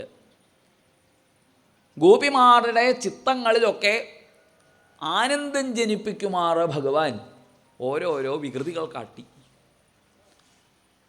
അമ്മയായ യശോദയ്ക്കും രോഹിണിക്കും ഒരു പ്രവൃത്തികളും ചെയ്യാൻ ഇടകൊടുക്കാതെ കണ്ട് വികൃതികൾ കാട്ടി. കത്തിയെടുത്ത് കളിച്ചിട്ടും, കടക്കൊള്ളി വിരിഞ്ഞിട്ടും, പൂച്ചയുടെ വായയിലെ പല്ലെണ്ണാൻ പോയിട്ടും, തത്തയ്ക്കെന്താ പല്ലില്ലാത്തതെന്ന് അന്വേഷിച്ചിട്ടും ഒക്കെ, പശുവിൻ്റെ വാലുമ്പിൽ പിടിച്ചു വലിക്കുക, വലിയ കൂറ്റൻ കാളകളുടെ കൊമ്പുമ്പിൽ പിടിച്ചു തൂങ്ങുക, ഇങ്ങനെയുള്ള വികൃതികളൊക്കെ കാട്ടുന്ന സമയത്ത് ഈ ഗോപനാരിമാർക്കും രോഹിണിക്കും ഒന്നും വേറൊന്നും ചെയ്യാൻ പറ്റില്ല. കാരണം ഇവർ വല്ല വികൃതിയും കാട്ടിയാലോ. ഇപ്പം യശോദയുടെ ഭവനത്തിൽ ആ ഒരു വളരെ കുഞ്ഞീ കുട്ടിയായിട്ടിരിക്കുന്ന കാലം തൊട്ട് തന്നെ ഭഗവാൻ അവരുടെ ഗേഹകൃത്യങ്ങളിൽ നിന്ന് അവരെ പിൻവലിപ്പിക്കുന്ന പ്രവൃത്തികൾ ധാരാളമായിട്ട് ചെയ്തു. ഗോപിമാർക്ക് ഒരു പ്രവൃത്തികളും മനസ്സിരുത്തി ചെയ്യാൻ പറ്റാണ്ടേ തുടങ്ങി. കാരണം അവരുടെ മനസ്സിൽ അവരെന്ത് പ്രവൃത്തി ചെയ്യുമ്പോഴും ഭഗവാനെ ഓർമ്മിപ്പിക്കുമാറുള്ള ലീലകളാണ് ഭഗവാൻ ചെയ്തത്. ഗോപസ്ത്രീകൾ വന്ന് എൻ്റെ അവിടുത്തെ പാത്രം പൊട്ടിച്ചു, എൻ്റെ അവിടുത്തെ വെണ്ണം ഒട്ടിച്ചു, എൻ്റെ അവിടുത്തെ ഉറി പൊട്ടിച്ച് നശിപ്പിച്ചു, അതിൻ്റെ മുകളിലേക്ക് ഉരൽ വെച്ചിട്ടാണ് കയറിയത്, പശുക്കുട്ടിയെ തൊഴുത്തുനിന്ന് അഴിച്ചുവിട്ടു, പാത്രങ്ങൾ കിണറ്റിലിട്ടു, കുളിക്കാൻ പോയ സമയത്ത് വസ്ത്രം പിച്ചി ചിന്തി എന്നിങ്ങനെ ഓരോരോ കഥകളായിട്ട് ഗോപസ്ത്രീകളും യശോദയോട് വന്ന് പറയണതായിട്ട് കാണാം. യശോദയാകട്ടെ ഭഗവാന് പാല് കൊടുത്തും ഭഗവാനെ മടിയിൽ വെച്ചും ഒക്കെ അനുഭവിക്കുന്ന ആനന്ദമൊന്നു വേറെ. ഗോപസ്ത്രീകളാവട്ടെ അവരുടെ നിത്യജീവിതത്തിൽ അവരെന്തൊക്കെയായിട്ട് ബന്ധപ്പെട്ടിരിക്കുന്നുവോ ആ ബന്ധപ്പെട്ട സകലത്തിലും വികൃതികൾ കാണിച്ച് അവർ നിത്യവും പ്രവൃത്തി ചെയ്യുന്ന വെണ്ണയും പാലും കണ്ടാൽ അവർക്ക് കൃഷ്ണനെ ഓർമ്മ വരും എന്ന സ്ഥിതിയായി. ഇപ്പോൾ വെള്ളം കോരാൻ കിണറ്റിൽ പോയാൽ അവിടെ കിടക്കണ പാത്രം കാണും, അപ്പോൾ കൃഷ്ണനെ ഓർമ്മ വരും. യമുനയിലേക്ക് പോയാൽ ഈശ്വര വസ്ത്രം വെച്ച് ചീന്തോ കൃഷ്ണൻ എന്ന് വിചാരിച്ച് കുളിക്കാൻ സമാധാനമില്ല, അപ്പോഴേക്കും പരിഭ്രമിച്ചുകൊണ്ട് വരാറായി. വിറ്റ് കാശാക്കാനായിട്ട് എടുത്തു വച്ചിരിക്കുന്ന വെണ്ണയോ പാലോ തട്ടിക്കളയോ അത് മോഷ്ടിച്ചും കൊണ്ട് പോവോ, എവിടെ വെച്ചാലായി ഇവന് കിട്ടാണ്ടിരിക്കുക എന്നിങ്ങനെ അവരുടെ നിത്യജീവിതത്തിൽ അവർ ചെയ്യുന്ന സകല പ്രവൃത്തികളിലും കൃഷ്ണസ്മരണ. വേറൊന്നിനെ അവർക്ക് സ്മരിക്കാനില്ല. കൃഷ്ണൻ എന്ന നിലയ്ക്ക് അവർ ആത്മസ്വരൂപത്തെ സ്മരിച്ചുകൊണ്ടേയിരുന്നു. വസ്തുതോ ജാനതാമത്ര കൃഷ്ണം സ്ഥാസ്നു ചരിഷ്ണു ച ഭഗവദ്രൂപമഖിലം ജഗദേതച്ചരാചരം കൃഷ്ണമേനമവേഹിത്വമാത്മാനം അഖിലാത്മനാം ജഗദ്ധിതായ സോപ്യത്ര ദേഹീവാഭാതി മായയാ. ഇനി എന്താ അതിലൊക്കെ കൂടുതൽ പറയേണ്ടത്? ഈ വിശ്വത്തിൽ ചലിക്കുന്നതും ചലിക്കാത്തതുമായ സകലവും കൃഷ്ണൻ തന്നെയാണ്. ഭഗവത് രൂപം അഖിലം, ഭഗവാന്റെ രൂപമാണ് എല്ലാം. ഈ ജഗത്ത് തന്നെയും ഭഗവാന്റെ രൂപമാണ്. അഖിലാത്മനാം ആത്മാനം ഏനം കൃഷ്ണം അവേഹി. അഖില ജീവജാലങ്ങളിലും ആത്മാവായിട്ടിരിക്കുന്നത് യാതൊന്നു അതിനെ കൃഷ്ണൻ എന്നറിഞ്ഞോളൂ എന്ന് ശുകമഹർഷി തുറന്നു പറയണു.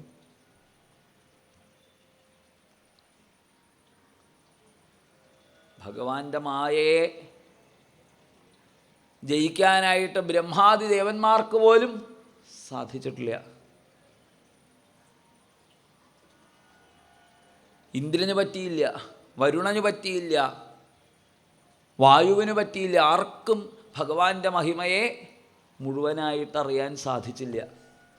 എന്തിന്? ഒരു കൊല്ലം കഴിഞ്ഞപ്പോഴാണ് ബലോവൈൽ ബലദേവൻ പോലും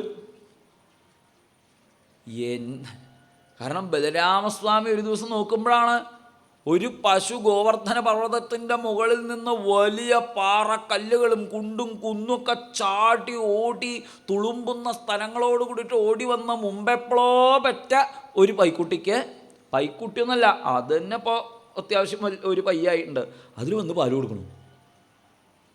ഇതെന്താ ഇങ്ങനെയെന്ന് എന്ന് ബലരാമസ്വാമി പോലും പരിഭ്രമിച്ചു. നെൽപ്പത്തൂരിൻ്റെ ഒരു കമൻ്റ് ഉണ്ട് അവിടെ, ബ്രഹ്മാത്മനോരപി മഹാൻ യുവയോർ വിശേഷ. രണ്ടുപേരും ബ്രഹ്മസ്വരൂപങ്ങൾ തന്നെയാണെങ്കിലും കുറച്ച് വ്യത്യാസമുണ്ട് കേട്ടോ എന്നൊരു കമൻ്റ് ഉണ്ട്.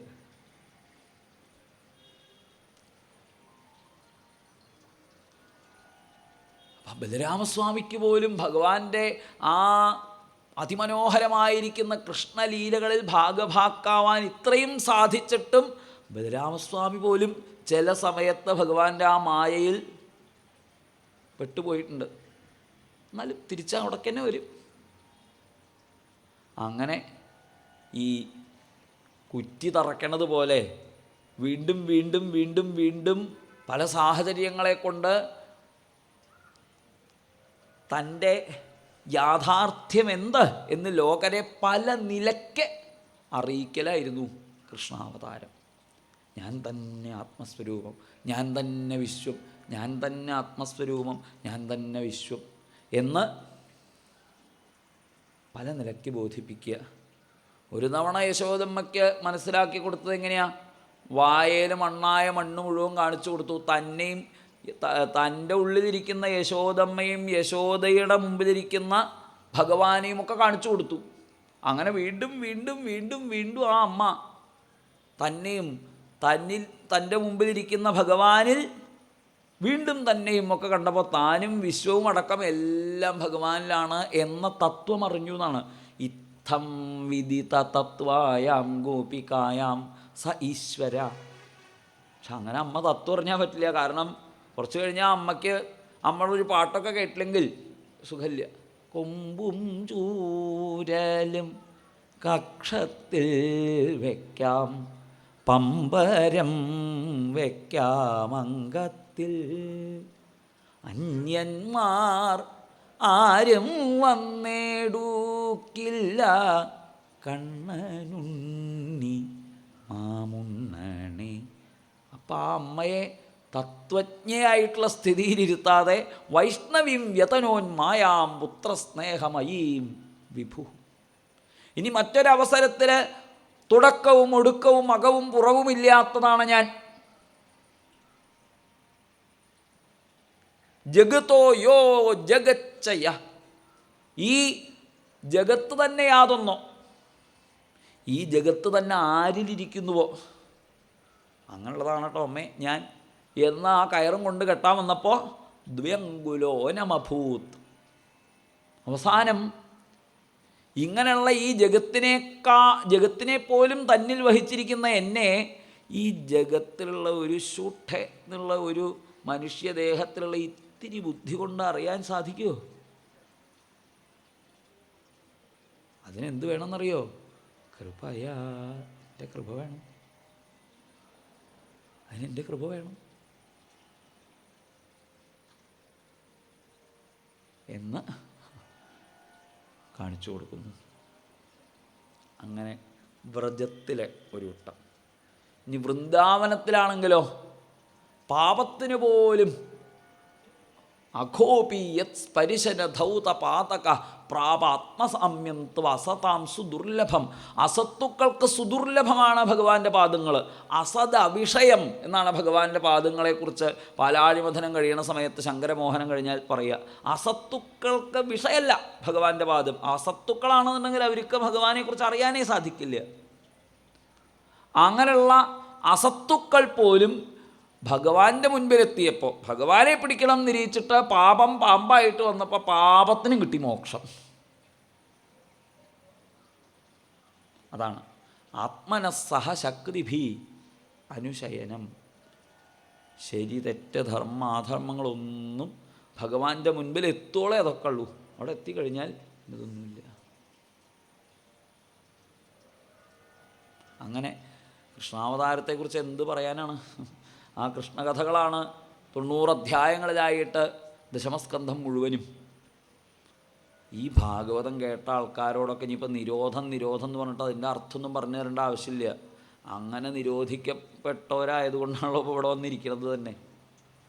വേറെ പണിയൊന്നും ഇല്ലായിട്ടൊന്നല്ലല്ലോ, അനവധി കാര്യങ്ങൾ ചെയ്യാനൊക്കെ ഉണ്ടാവും. പക്ഷേ അതൊക്കെ ഭാഗവതത്തിന് വേണ്ടിയിട്ട് മാറ്റിവെക്കുന്നത് എന്തുകൊണ്ടാണ്? ഒരിക്കൽ കൃഷ്ണനെക്കുറിച്ച് കേട്ടുപോയി, അത്രേ ചെയ്തുള്ളൂ. അങ്ങനെ കേട്ടുപോയത് കൊണ്ട് പൂതന പറഞ്ഞു വിട് എന്ന്. പിന്നല്ലേ വിടണു. ഇനിയൊരൊറ്റ വിടലേ ഉള്ളൂ ഭയപ്പെട്ട് എന്നാണ് ഭഗവാൻ കണക്കാക്കിയിരിക്കുന്നത്. അങ്ങനെ കൊല്ലാൻ വന്ന പൂതനയ്ക്ക് പോലും അമ്മയ്ക്ക് കൊടുക്കാനുള്ള പദവി കൊടുത്ത ആ ഭഗവാന്റെ കാരുണ്യത്തിൽ ഭഗവാനിലേക്കുള്ള ഏതെങ്കിലും തരത്തിൽ വിചാരമുള്ളവരെ മുഴുക്കുക, എല്ലാ വാസനകളെയും ഇടിച്ച് പരത്തിയതോ അല്ലെങ്കിൽ വറുത്തതോ ആയിട്ടുള്ള വിത്ത് പിന്നെ മുളയ്ക്കാത്തതുപോലെ ഗോപസ്ത്രീകളുടെ ഭഗവാനോടുണ്ടായിരുന്ന വാസന എന്താണ്? അതാണ് ദശമസ്കന്ധത്തിലെ ഏറ്റവും മുഖ്യമായിട്ടുള്ളൊരു സംഗതി. അവരുടെ ഉള്ളിൽ ഭഗവാനോടുണ്ടായിരുന്ന വാസന എന്താ? കാമഭാവമായിരുന്നു അവർക്കുണ്ടായിരുന്നത്.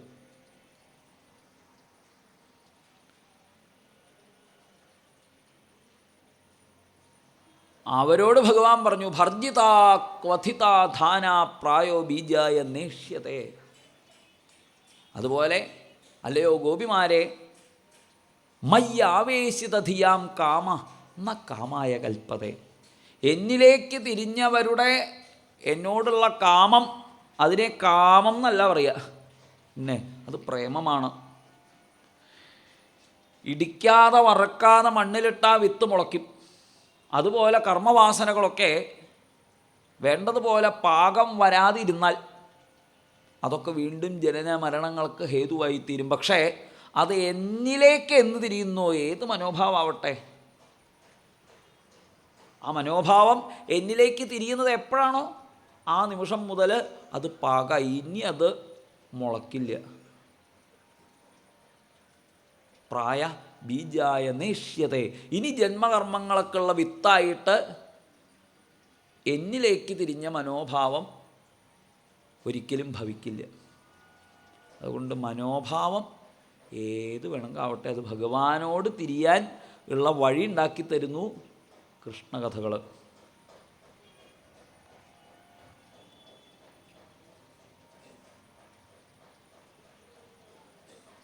അനവധി. ഇനി പിന്നെ ഇവിടെ പറയുന്നത് മുക്തി. മുക്തിരിഹിത്വ അന്യഥാരൂപം സ്വരൂപേണ വ്യവസ്ഥിതി. അന്യഥാരൂപങ്ങളെല്ലാം ത്യജിച്ച് സ്വന്തം രൂപത്തിൽ ഉറച്ചിരിക്കലാണ് മുക്തി. അവിടെ ഒരു മരമോ അല്ലെങ്കിൽ ഒരു ശിലയോ ഒക്കെ എടുത്ത് അതിൽ അനാവശ്യമായ ഭാഗങ്ങൾ കൊത്തിക്കളയുമ്പോൾ അവശേഷിക്കുന്നത് ബിംബമാവുന്നത് പോലെ ഞാൻ എന്നും എൻ്റെ എന്നും ദേഹവും ദേഹസംബന്ധിയായിരിക്കുന്നവയിലും വച്ചിരിക്കുന്ന ഭാവം കൊത്തി കളയുമ്പോൾ സ്വരൂപം അവശേഷിക്കും. ഇപ്പം സ്വരൂപത്തിന് മീതെ പല പൊടുപ്പും തൊങ്ങലും ഒക്കെ വെച്ച് അലങ്കരിച്ചിരിക്കുക. ഞാൻ അതാണ്, ഞാൻ ഇതാണ്, ഞാൻ ഇന്ന കുലത്തിൽ ജനിച്ച ആളാണ്. ജന്മ കർമ്മ വയോ രൂപ വിദ്യ ഐശ്വര്യ ധനാദിഭി. ജന്മം, കർമ്മം, വയസ്സ്, രൂപം, വിദ്യ, കഴിവുകൾ, കയ്യിലിരിക്കുന്ന ധനം, ഇവയൊക്കെ കൊണ്ട് ഇതൊക്കെ ഉണ്ടെങ്കിൽ അതിൻ്റെ ഒപ്പം ഒരു സാധനം കൂടി ഉണ്ടാവും. എന്താ? മാനം. ഞാൻ ആരാന്നാ വിചാരിച്ചത് എന്നൊരു വിചാരം ഉണ്ടാവും. ആ മാനം ഇല്ലാണ്ടായാൽ തത്രായം മദനുഗ്രഹ. അപ്പോഴാണ് എൻ്റെ അനുഗ്രഹം. ബലിയുടെ കഥയിൽ ഭഗവാൻ പറയുകയാണ്, പ്രഹ്ലാദിനെക്കുറിച്ച് ഭാഗവതത്തിൽ ഒരു പരാമർശം, രഹിതാസുരോസുര. അസുരസംബന്ധിയായ ഒന്നുമില്ലാത്ത ഒരസുരൻ. അസുരൻ എന്ന് പറഞ്ഞാൽ അസുക്കളിൽ രമിക്കുന്നവനാണ്, ഇന്ദ്രിയഭോഗങ്ങളിൽ രമിക്കുന്നവനാണ്. ഇന്ദ്രിയഭോഗങ്ങളിൽ രമിക്കാനുള്ള കാരണം ഞാൻ എൻ്റെ എന്നുള്ള വിചാരങ്ങളാണ്. വിദ്യാർത്ഥരൂപ ജന്മാഢ്യ. വിദ്യ കൊണ്ടും ധനം കൊണ്ടും രൂപം കൊണ്ടും ജന്മം കൊണ്ടും ഒക്കെ അഢ്യനായിരുന്നു പ്രഹ്ലാദൻ. പക്ഷേ അതിൻ്റെ ഒപ്പമുള്ള സാധനം പ്രഹ്ലാദന് ഉണ്ടായിരുന്നില്ല. മാനസ്തംഭ വിവർജിത. ഒരിക്കലും അഹങ്കരിച്ചില്ല അദ്ദേഹം. അങ്ങനെയുള്ള പ്രഹ്ലാദൻ്റെ ഒക്കെ പോലെ ഞാൻ എൻ്റെ എന്നുള്ള അഭിമാനത്തെ മുഴുവനായിട്ടും കളയുക. ആ ഞാൻ എൻ്റെ എന്നുള്ള വിചാരങ്ങളെ പ്രഹ്ലാദൻ്റെ തന്നെ വാക്കുകളെടുത്താൽ എങ്ങനെയാണോ യോഗത്തിലൊക്കെ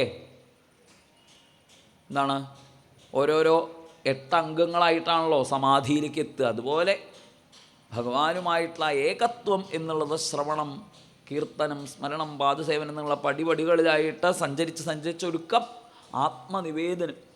ആത്മനിവേദനത്തിൽ എന്താ സംഭവിക്കണത്? ഞാൻ ഭഗവാന്റെ സഖി, ഞാൻ ഭഗവാന്റെ കൂട്ടുകാരൻ, ഭഗവാൻ എൻ്റെ കൂട്ടുകാരൻ. അവിടെ എത്തുന്ന സമയത്തൊരു തോന്നലുണ്ടാവുകയാണ്, അങ്ങനെ ഞാനും ഭഗവാനും ഉണ്ടോ? ഞാനായിട്ടിരിക്കുന്നത് ആരാ? ഭഗവാൻ തന്നെയാണേ. അപ്പോൾ വ്യക്തിപരമായിട്ട് തനിക്കുള്ളതായ അഹന്തയെ, ഞാൻ എന്നുള്ള വിചാരത്തെ കൂടി ഭഗവാനിൽ പ്രലീനമാക്കുക. ഇതാണെന്ത്? ആത്മനിവേദനം. അങ്ങനെ ആ വ്യക്തിഗതമായിരിക്കുന്ന അഹന്തയുടെ ഇല്ലായ്മയിൽ, അന്യഥാരൂപങ്ങളിൽ ഞാൻ എന്നുള്ള അഭിമാനത്തെ, ജന്മത്തിൽ ഞാൻ ഇന്ന ആളാണ്, ഞാൻ ഇന്ന കർമ്മം ചെയ്യുന്ന ആളാണ്, ഞാൻ ഇന്ന കഴിവുള്ള ആളാണ് എന്നൊക്കെയുള്ള അഭിമാനത്തെ. ഇപ്പം നമ്മളൊക്കെ അങ്ങനെയല്ലേ ജീവിക്കണത്? നമ്മൾ ചെയ്യുന്ന ഒരു പ്രവൃത്തിക്കും നമ്മൾ ജനിച്ച കുലത്തിനുമൊക്കെ അനുസരിച്ചിട്ടുള്ള ഭക്ഷണേ കഴിക്കൂ, വസ്ത്രേ ധരിക്കൂ, പ്രവൃത്തികളെ ചെയ്യൂല്ലേ? അങ്ങനെയല്ലേ?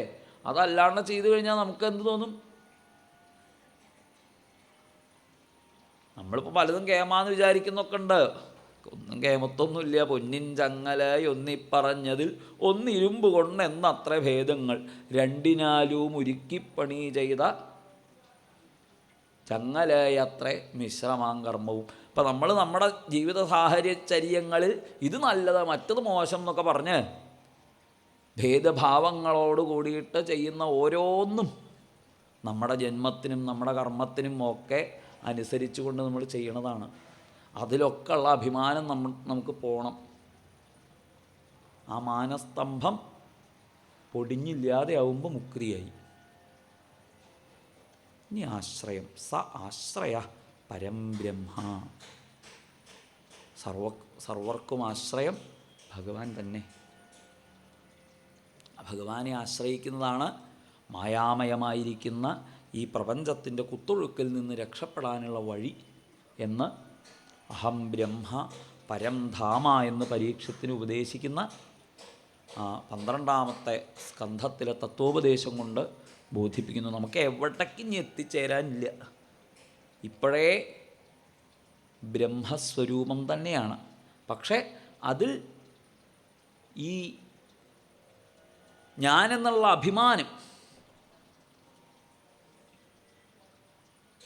മരിഷ്യേതി പശുബുദ്ധിം ഇമം ജഹി, ഞാൻ മരിക്കുന്ന ഈ ദേഹമാണ് എന്നുള്ള പശുബുദ്ധി ഉപേക്ഷിക്കൂ. എനിക്കിനി യത്നങ്ങളെ കൊണ്ട് എവിടെ എത്തിച്ചേരാനില്ല. ഞാൻ ഇപ്പോഴേ എന്താവണോ അതാണ്. പക്ഷെ അതിൻ്റെ മീതെ പല വിചാരങ്ങളെ കൊണ്ട് ഓരോന്ന് ഞാൻ ഇതാണെന്നൊക്കെ ആരോപിക്കപ്പെട്ടിരിക്കുന്നു. ആ ആരോപണങ്ങളിൽ നിന്ന് മുക്തനാവുന്നതോട് കൂടിയിട്ട് ഞാൻ അതായി കഴിഞ്ഞു എന്ന് പരീക്ഷത്തിന് ബോധിപ്പിക്കുന്നു.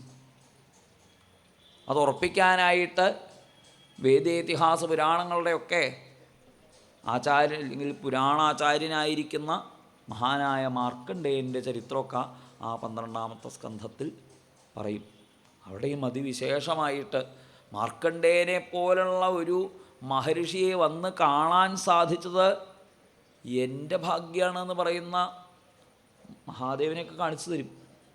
അങ്ങനെ സത്സംഗത്തിൻ്റെ മഹിമയെ ഒന്നുകൂടി കൊണ്ട് ഉയർത്തി കാണിച്ച് ആ സത്സംഗത്തിലൂടെ ഏകാദശ സ്കന്ധത്തിൽ ഉദ്ധവരോട് ഭഗവാൻ പറയും, സത്സംഗേന വിനോദ്ധവ നോപായോ വിദ്യതേ സദ്ധ്യേ പ്രായണം ഹി സതാമഹം. ഞാൻ സജ്ജനപരായണനാണ്. അതുകൊണ്ട് സത്സംഗം കൊണ്ട് എന്നെ കിട്ടുന്നത് പോലെ വേറെ ഒരു വഴികൊണ്ടും എന്നെ കിട്ടില്ല കേട്ടോ ഉദ്ധവ എന്ന് അവിടെ പറയും. അപ്പോൾ ആ സത്സംഗം കൊണ്ട് ജാതമാകുന്ന ഭക്തിയിലൂടെ പരമാത്മാവായിരിക്കുന്ന ഭഗവാനെ ആശ്രയിക്കാൻ ഭാഗവതം നിർദ്ദേശിച്ചുകൊണ്ട് ഭവേ യഥാ ഭക്തി. അങ്ങനൊരു ഭക്തിഭാവം ഉണ്ടായാൽ ഇനി എത്ര ജന്മം എടുക്കേണ്ടി വന്നാലും വിരോധമില്ല. ജനിച്ചോട്ടെ, എനിക്ക് വിരോധമില്ല.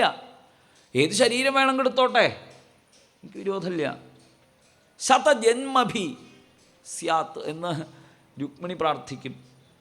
തസ്യൈവമേ സൗഹൃദ സഖ്യ മൈത്രീ ദാസ്യം പുനഃ ജന്മനി സ്യാത്ത്. ഇനി എത്ര ജന്മം എടുക്കേണ്ടി വന്നാലും എനിക്കൊരു കുഴപ്പമില്ല. പക്ഷേ ഭക്തി ഉണ്ടാവണം. ഭവേ ഓരോ ജന്മത്തിലും ഭക്തി ഉണ്ടാവണം. തവ പാദയോഹോ യഥാ ഭക്തി ജായത്തെ തഥാ കുരുഷ്വ ദേവേശ, അപ്രകാരത്തിൽ എന്നെ അനുഗ്രഹിക്കണേ ഭഗവാനെ. അങ്ങയുടെ കേവലമായ നാമസങ്കീർത്തനം കൊണ്ട് തന്നെ സകല കൽമഷങ്ങളിൽ നിന്നും രക്ഷപ്പെടാം എന്നാണല്ലോ. അപ്പോൾ ആ നാമസങ്കീർത്തനം കൊണ്ട് തന്നെ ഭഗവാനെ ആശ്രയിക്കാം. കൃഷ്ണ കൃഷ്ണ എന്ന് ഭഗവാനെ തിരുനാമ സങ്കീർത്തനം കൊണ്ട് ആശ്രയിച്ചാൽ തന്നെ കൃഷ്ണം ഏനമവേഹിത്വം ആത്മാനം അഖിലാത്മനാം, അഖിലാത്മാവായിരിക്കുന്ന ആ ശ്രീകൃഷ്ണ ഭഗവാന്റെ നാമസങ്കീർത്തനം കൊണ്ട് തന്നെ പരമാർത്ഥ തത്വത്തെ വിചാരം ചെയ്യുന്നു. ഭഗവാനെ സ്മരിച്ചോളൂ എന്ന് ഓർമ്മിപ്പിച്ചിട്ടാണ് അവസാനിപ്പിക്കുന്നത്. ആ 12ാമത്തെ സ്കന്ധത്തിൽ പറയണത് പോലെ അഹംച സംസ്മാരിത ആത്മതത്വം ശ്രുതം പുരാമേ പരമഋഷിവക്ത്രാത് പ്രായോപവേശേ നൃപതേ പരീക്ഷിത സദസൃഷീണാം മഹതാം ച ശൃണ്വതാം.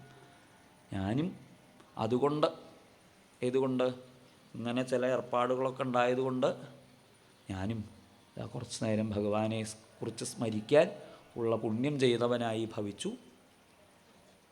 ദാമോദര ശർമ്മ അവർകൾ എത്തിച്ചേർന്നിട്ടുണ്ട്. ഇനി അദ്ദേഹത്തിൻ്റെ ചതുശ്ലോകി ഭാഗവതം തുടങ്ങിയ വിഷയങ്ങൾ അദ്ദേഹത്തിൻ്റെ മുഖത്ത് നിന്ന് കേൾക്കാം.